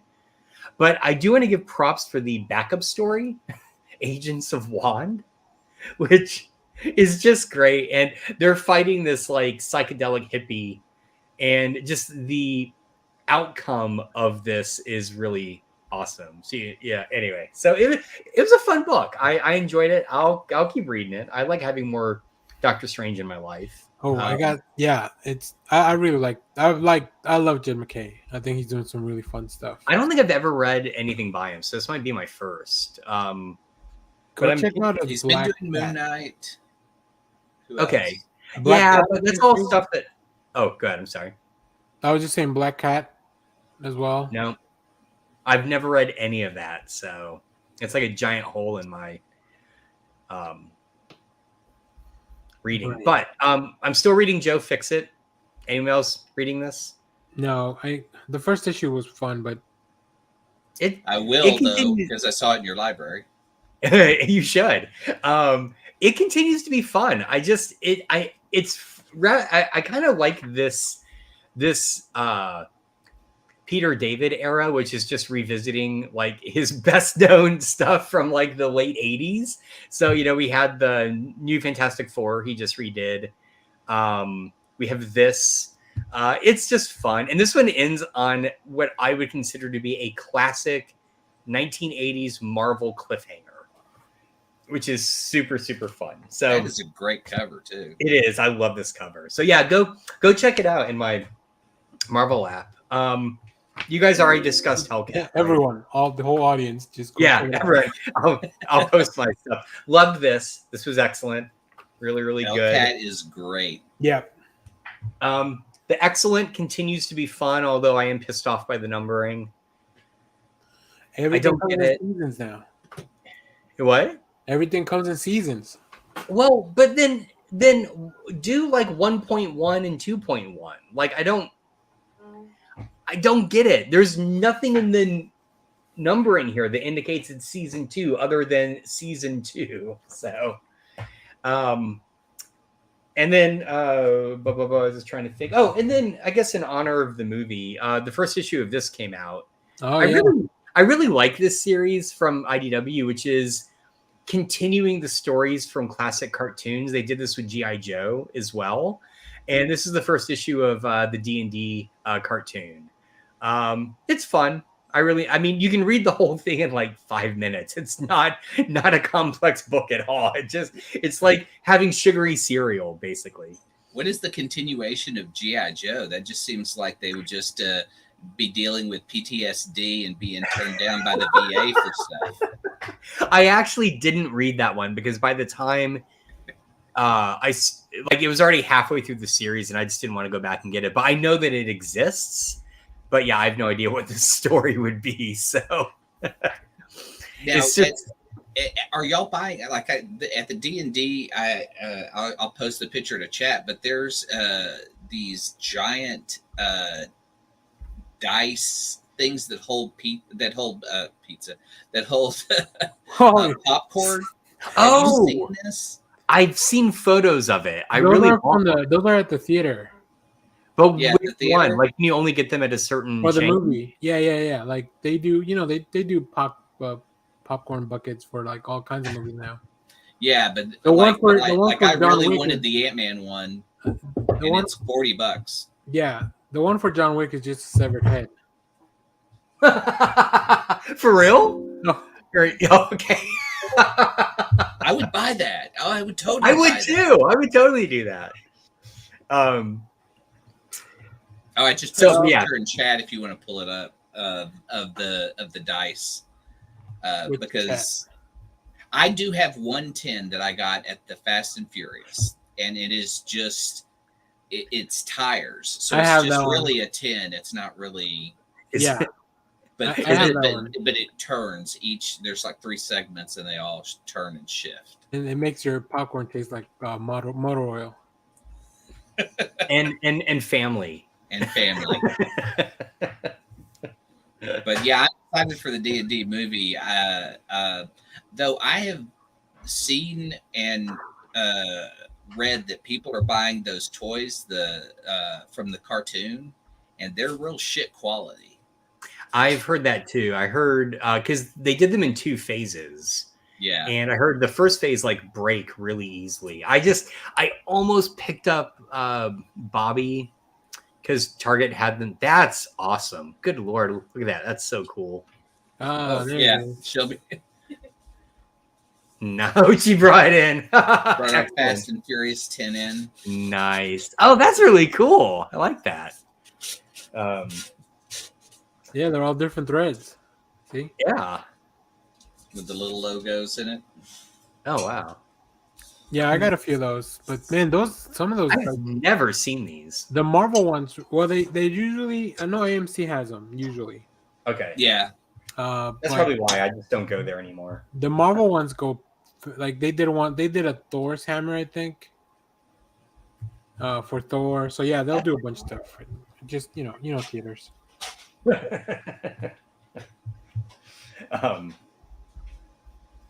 Does somebody want a rundown of my statues on the back? Oh my god! Yeah, Carlos, my buddy. My eyesight's not good enough. That might need to be a short. I could go mobile on my phone and actually show them. I think we could do. You know what you should do, Clay? Cribs do episode. A YouTube short. Yeah, just a little YouTube short. No, that'd be good. Just keep it under a minute. Or I guess we could do multiple parts. I can show you like some of the current paint jobs I've been working on. Like this is default with no paint. And then this is custom paint. Oh, okay. I like it. More of a matte finish. Yeah. I've been looking for some metallic red to put on that, but yeah, I can go through some of my statues and stuff. Nice. Are you guys watching The Mandalorian? Okay.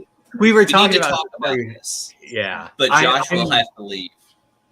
That's fine. We don't have to go into spoilers, but I got to step away, guys. Okay. I still need to finish season 1. Oh, I'm so gonna ruin this conversation right now. That's okay. We can revisit The Mandalorian later. I just didn't know because that wasn't my things that I'm watching, but it's really good, Josh. I'll say that. That's what Clay was saying, and that's what I'm trying to avoid anything on the internet about it because at some point I do want to watch it. So gotcha. Let me see. Is there any comics I hear? I have so many comics next to me that I haven't talked about. We had a few things to wrap up. Man, we've had some really good stuff like this year wrap up. Like Human Target wrapped up this year. I need to read that. I'll probably just get the collection. Yeah, it's really good. I picked this one up at the shop just because it looked cool. It's from Mad Cave Comics. Don't Spit Up the Wind. I almost got that. It does look really cool. Is it good? I don't know. I haven't read it. Okay. The cover looked cool. And this is for any comic creators or publishers or anybody watching. Like, if your cover looks cool, I'm probably gonna pick up at least your number one. Dude, literally the same thing. I saw it on the shelf and I'm like, well, that looks great. I picked it up. I was like, I'm getting too much this week. I should put it back. Yeah. But, this is again why I would love to have. Like, why is there not a company that I can go to and say, I really love that cover that you showed or this cover. I just want to make me a poster of it. Right? Like, why does that not exist? It makes no sense to me. What I want is instead of posters, it's a little projector that I stick to my wall here, like a tiny thing, and then it just projects the image as if it was a poster. There you go. And then that way I can change it whenever I want without having like, no, no, Henry Cavill, no. This metaverse has come down. Yeah, I should have touched it. Hold on, let me make sure it just falls gently. Man, was that being held up just by the force of Superman's will? Like, yeah. Something must have been kryptonite around here. Yeah. But yeah, just like a little thing that, because the same reason I never got a tattoo, because I'm very like, I change my wallpaper all the time, like my desktop background all the time, like, so the thought of having something that permanent on my body forever, I'm like, what if next week I want to have something different? Right? Yeah. You got 2 arms. You got, there's only limited space there. True. Yeah. Although I guess it is easier now to remove tattoos, but I don't know if you could just throw another one on top. I feel like it's like street art. You don't tag over someone else's tag. So yeah, unless it's like your ex's name or something. Right? Yeah, true. Like I really need to stop getting the name of my girlfriend tattooed on. You're like, can you change this? I'm just trying to think of a. Yeah, can you work this Gertrude into the next work of art, please? Yeah, exactly. So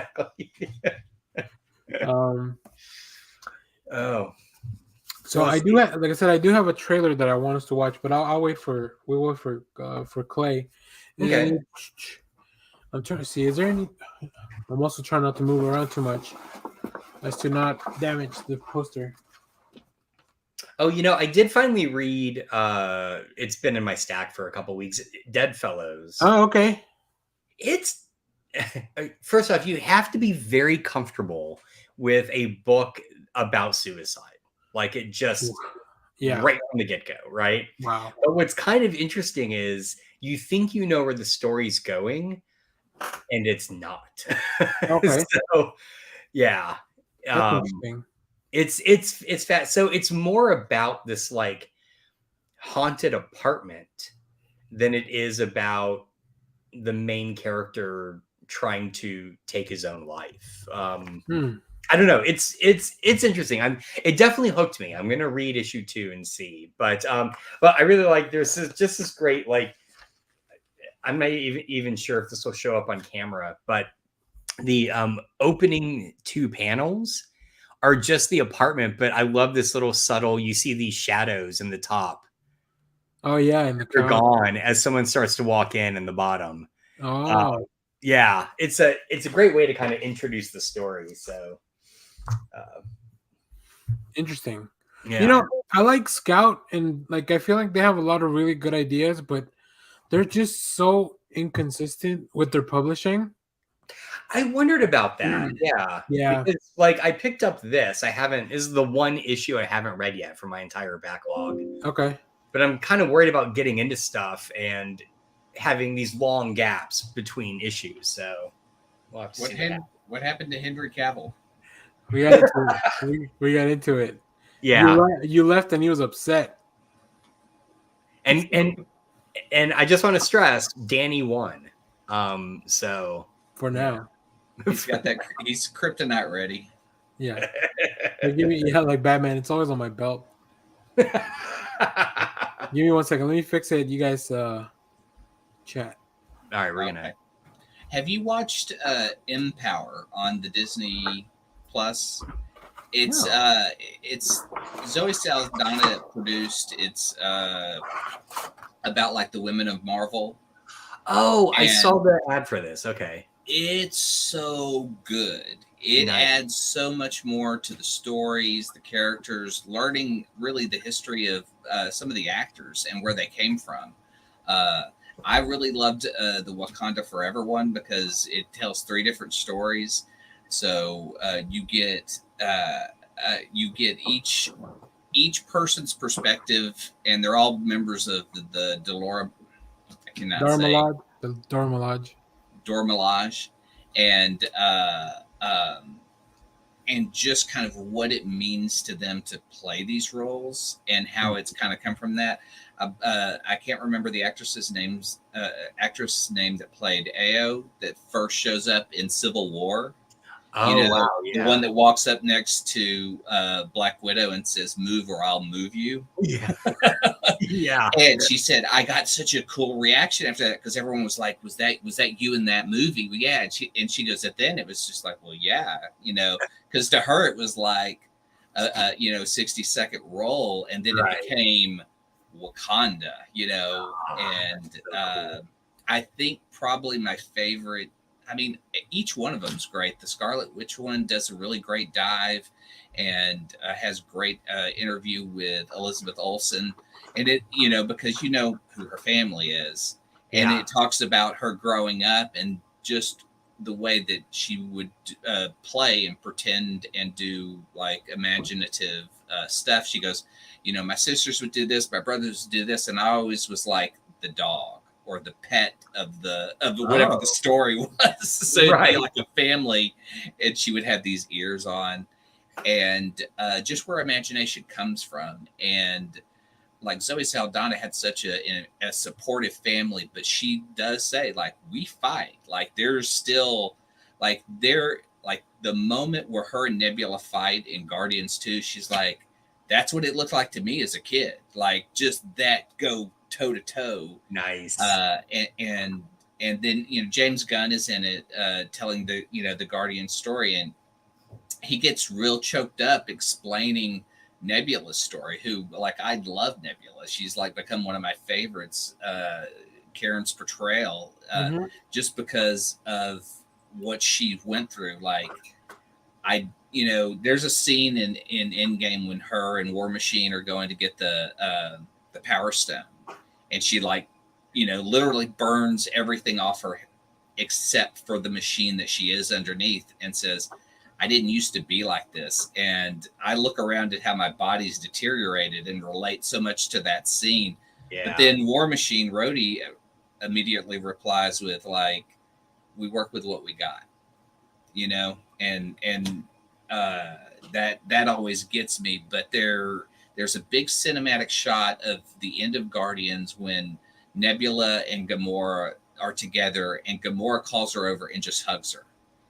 And Nebula doesn't really know how to handle that. Right, Like she just at one point just puts her one arm around her, and James is like choking up crying about this scene, and he describes exactly the way he shot it, and they show it and everything, and it's just beautiful. I really love that series, and if you've got kids, it's great for kids because it shows that these actors on the screen came from a place and were kids and had imagination and wanted to pursue this. And they even followed the story of one in the Captain Marvel episode of a girl who's a huge Captain Marvel fan who works for NASA, you know, and just what she's doing and how she's inspired by this. Oh, God, so great. I really love the fact that Disney Plus isn't just a place to like put all their back catalog, that they're really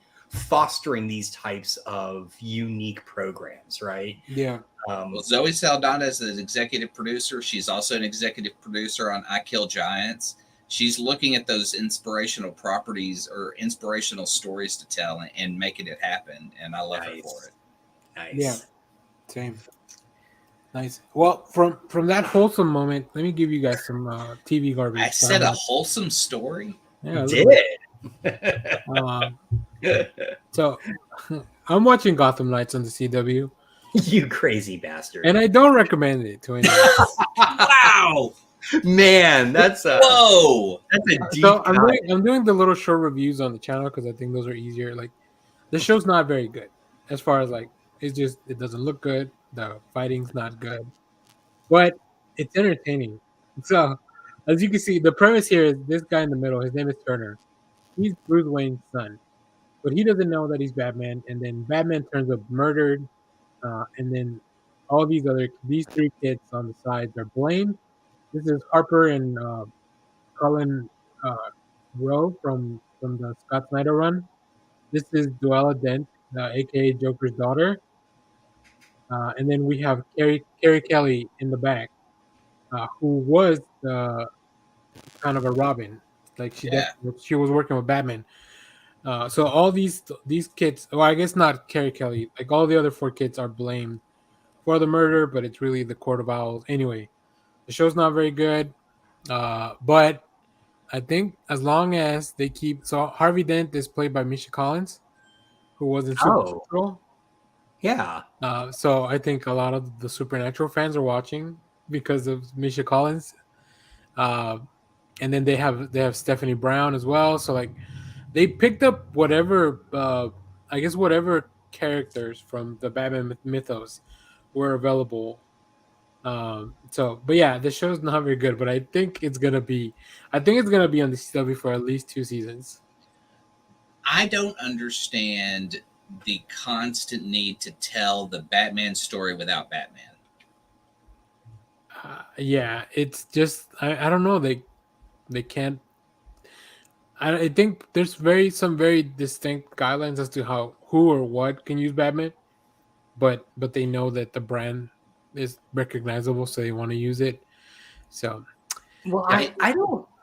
I don't understand this seems like a really horrible attempt at kind of cross media, right? Because who looked at the plot of the game Gotham Knights and said, let's turn that into a TV show without any of those characters? So these were parallel story. I think the name's the only thing they have in common. I guess they were really developed at the same time. But the main concept, like the game begins with Batman dying.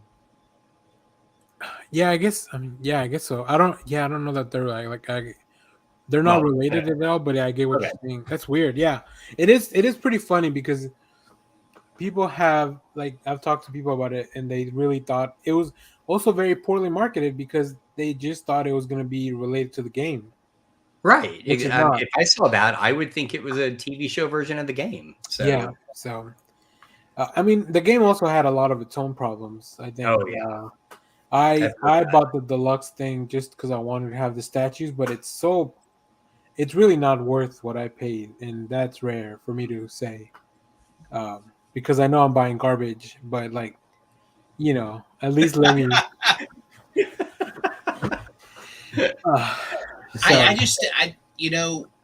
To me, if Batman dies, Batman would leave something. He would leave something for his family because he's trained and worked with so many.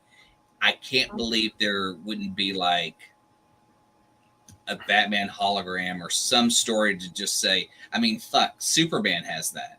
Superman's father gives him everything he needs from Krypton, and Batman's like, he just is going to die and that's it. Yeah. Like not even anything for Robin. Yeah, no, I mean, yeah, it's a very convoluted story because like this Robin's not really out in public. She's not really affiliated with Batman at this point. It is weird that they're using, I mean, I guess they have to use Carrie Kelly because they're out of Robins. Stephanie Brown was also a Robin and she is in this show. Anyway, but the other part is that the show is so like, it's so CW, it's not even funny. Like, it's weird how they try to balance the CW of it with like the darkness and the themes of Gotham. It's such a, but like I said, I'm 3 episodes in and I've been really entertained, but I don't think I would ever go back and be like, oh, I need to rewatch.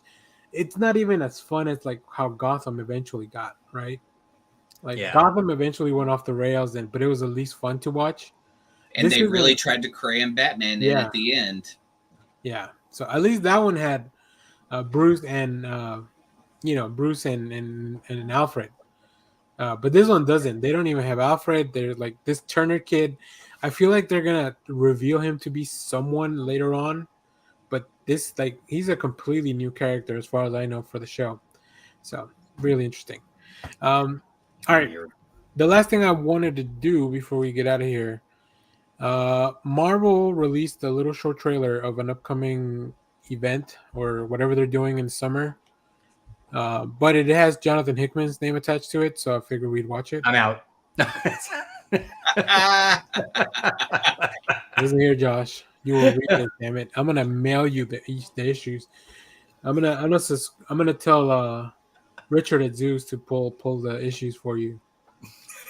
I've been tempted to go get his FF run. I've never read his FF run, and I've heard really good. I own most of his FF run actually. I think on Comixology, but I do need to read that. So yeah, but if you don't want to read that, read Ryan Nord's FF run. It's so much fun. Oh, it's so good. I love it. Talking about it. So, but let's watch this trailer and then we'll talk about what this means, if anything. So here, let's see.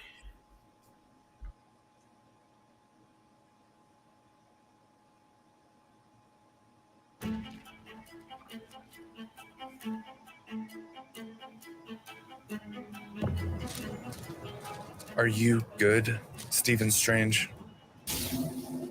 I fight for the light. That is who I am. Sure. Sounds nice. But you didn't really answer the question, did you? I am good. And you, Win? Are you good or are you evil? Stephen, my boy, who can tell the difference anymore?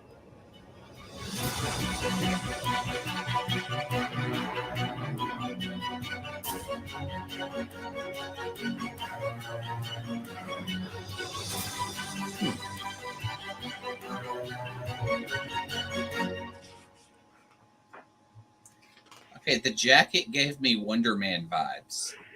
Yeah, I don't know who this Win character is supposed to be. Is this why they re-released this last week? Oh, I've been trying to put together why this particular issue they did the facsimile of. Wait, what's Wonder Man's name? Simon Williams. No, okay, so that's not that character then. No, but there is isn't Wingfoot? Who else is Wyatt Wonder Wingfoot? It was Wyatt from the FF. Okay, but isn't he also Wonder Man? No. He was the only like Native American superhero I knew that Marvel had ever done at the time. Okay. Oh, okay. Until Red Wolf, but Red Wolf was apparently a very old character that they've kind of brought forward quite a bit. I do think my favorite thing about the name of this event is that it's called Gods, but it's like an acronym for something, and of course, like that's Jonathan Hickman. I do love Valerio Schitti's art, and I think it's really funny that how they animate those things. I didn't think it was that short. So I have another one because I think so that's coming out in the fall. So this must be the summer event. So I'm going to show you guys that. Wait, so Gods or GODS is for the fall. Where you're going to show us this summer. Okay. Yeah, and then I think this is for the summer. Then it's called Carnage Reigns. Oh no! Oh, I did see some tweets about this coming out. Apparently, there is a shitload of Carnage coming. And the retailers are not happy. We won't be either, but let's take a look.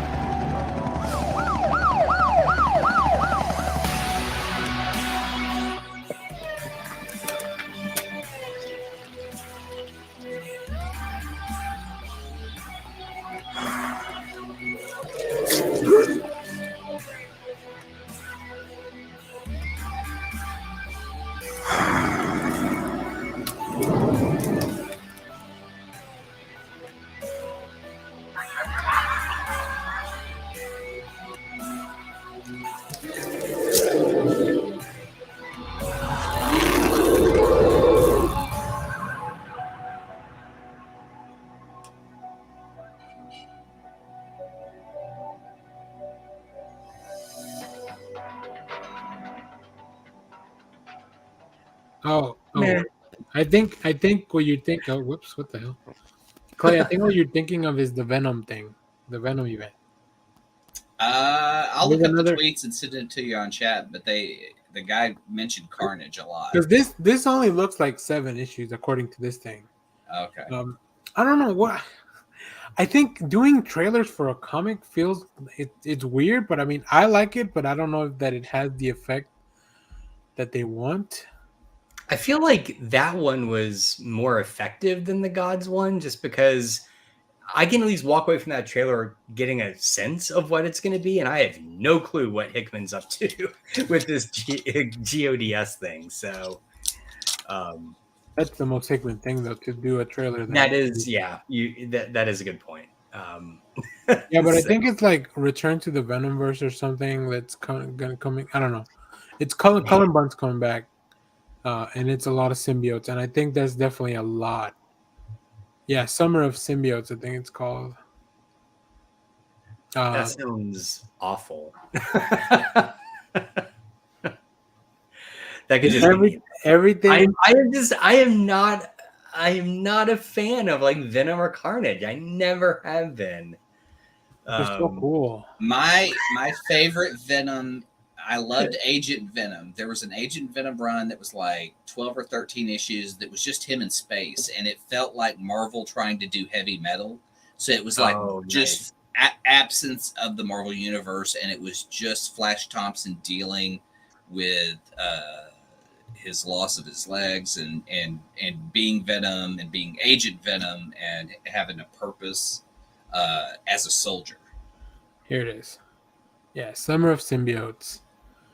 And it's going to involve the Venom, the Carnage book. Why are they all? Are these? Oh, why are they at the beach? What is happening? It looks like a Greg Land porn spread. This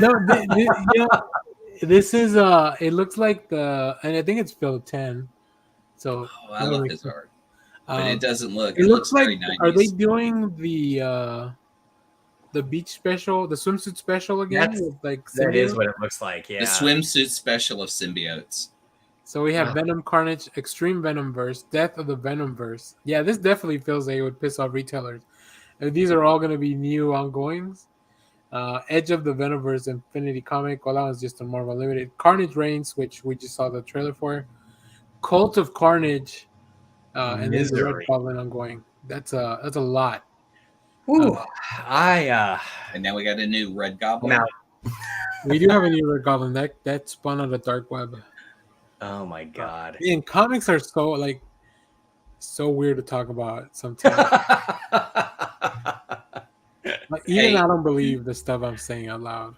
I've got my phone ready because I won't record this if we hang up. If you want me to do a quick rundown of is Carlos still in the chat? I could pull my phone up and walk. Yeah, through. Go for it.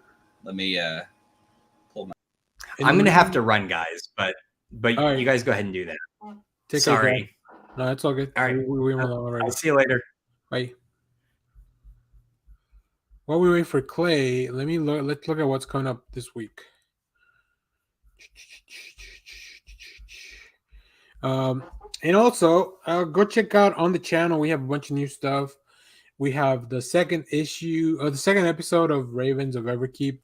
That's the Vanish comic podcast. Go check that out.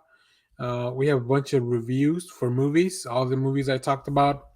Shazam, John Wick, Dungeons and Dragons, all that good stuff. But let's take a look at some of the comics coming up next week that I'll be talking about here.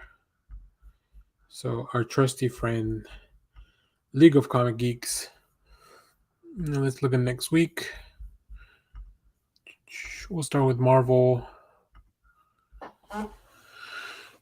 So I'll probably do a review for I'll probably talk about the Spider-Man 7. Some interesting news came out of that. Scarlet Witch, really cool ongoing. Rogue and Gambit, of course, and Cosmic Ghost Rider, both Stephanie Phillips. And then I think Clay's back on. So here, let me see. Clay, can you hear me? You're on. Oh, all right. Yeah, you see my weird dolls. I'm gonna start with stuff that's off camera, and I'll move around. Give me a sec. Let me take the names off. There. All right. I love Captain Boomerang because he's just weird and shouldn't exist, and so I have a ton of his stuff. My Marvel Knights stuff, and you'll see a lot of Power Man and Iron Fist and Daredevil. And then my statues down here that's very hard to show. A lot of Scotty Young. Oh, yeah. Very cool. And then let's switch around to... We had some Mondo news this week, and this is one of my 2 Mondo posters. Gremlins. I know, man. Absolutely one of my favorites. Kind of shift around here to some of my books and stuff around. But, to go to the back. This is Iron Servo. This is a Tom Servo I custom built. And the gizmo, the logo is one I printed from my 3D printer. Frogman. Blade. I like that Blade sitting on the edge. Yeah. And then we got more Legos. Minifigs. I got Man-Bat in the back. One of my favorite figures. Punisher fighting 2 Ultrons. We got... It's a lot of Deadpool. Yeah, I used to be such a huge Deadpool fan, and I think when it became so famous, I got sick of it, and so I have a lot of Deadpool around here. Josh got me that Luke Cage Hero for Hire. I wanted to kind of recreate the famous cover of Daredevil and Luke sitting on the bar. I put them together, but then I had to add Misty Knight and Jessica Jones. Yeah. Ultimate X-Men. Oh, and then there's Danny there. Yeah. This is a book of blueprints from the original Star Wars movie that have R2 and X-Wings and stuff that they drew before they made. And it was a gift from my father-in-law. And it's an incredible book. That's beautiful. I mean, I'm sure there's some really cool stuff inside. And Havoc. Or not Havoc, Cannonball. Cannonball. Yeah, Cannonball, Jack-O-Lantern, Deathlock, some of my favorites. I really like how you set them up. They're just sitting like a bunch of characters just sitting on the ledge. Yeah. They look like children. My Fast and Furious collection, Harry Potter, and as you back up, like here's my Star Wars. I'm a huge fan of Rogue One, so those are where I have some of the figures. I have 2 Planet of the Apes sections that. We got the new comics coming out next week. Yes, I'm very excited for that. Here is my Justice League area. And let me see if I can pull out my copy of Zack Snyder's. But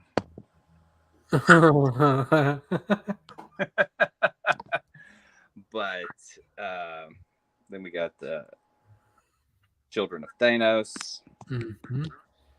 A dedicated Starman section. Love me some Hank McCoy. You seem to be the only one because Marvel is not being really nice to Hank right now. And I have a couple of Storm statues. I love Storm, one of my favorite original X-Men. A lot of Incredible Hulk. Is that Rick Pox run, I imagine? Oh, sorry, my knee just popped. Oh. Those Incredible Hulk stories are the Bruce Jones stories. Oh, okay. Plus, the Planet Hulk is the Greg Pak one. Greg Okay. Pak, yeah. Cool. And then as I finish over here, like sometimes you can't see it out of the camera, but I just have a lot of my figures staring. So we have Buster Bluth, 2 Buster Bluths, a George Bluth, Gollum, Deadpool. Is that Akira or from Akira? What's his name? Tetsuo. Tetsuo. Yeah. And on this wall is some art that I don't know because this is my wife's. My Boondock Saints autograph with a Jock album cover of Cannibal Holocaust. Ooh. And then my Moon Knight collection that sits above me at all times. With Nightcrawlers. With my Nightcrawler army. More Nightcrawler army. Oh wow. Okay, definitely you have the most Nightcrawler for sure. I've tried to buy every Nightcrawler that has ever been made, and that included that really terrible one that's in the box in the back. That's been one of my least favorite X-Men or Nightcrawler figures. And then more Moon Knight down here. Very cool. So that's it. That's my collection. Excuse the way I've blocked my windows out. I might. It's just old underwear. Okay. Well, I might drop this out of just cut it out. Okay. And put this in its own little video, like a room tour. It's pretty cool. All right. Well, to everybody that's still watching, thank you for everybody watching later. And of course, this is not our last episode. But it's April Fool's Day, so I had to do something. I'm day to day.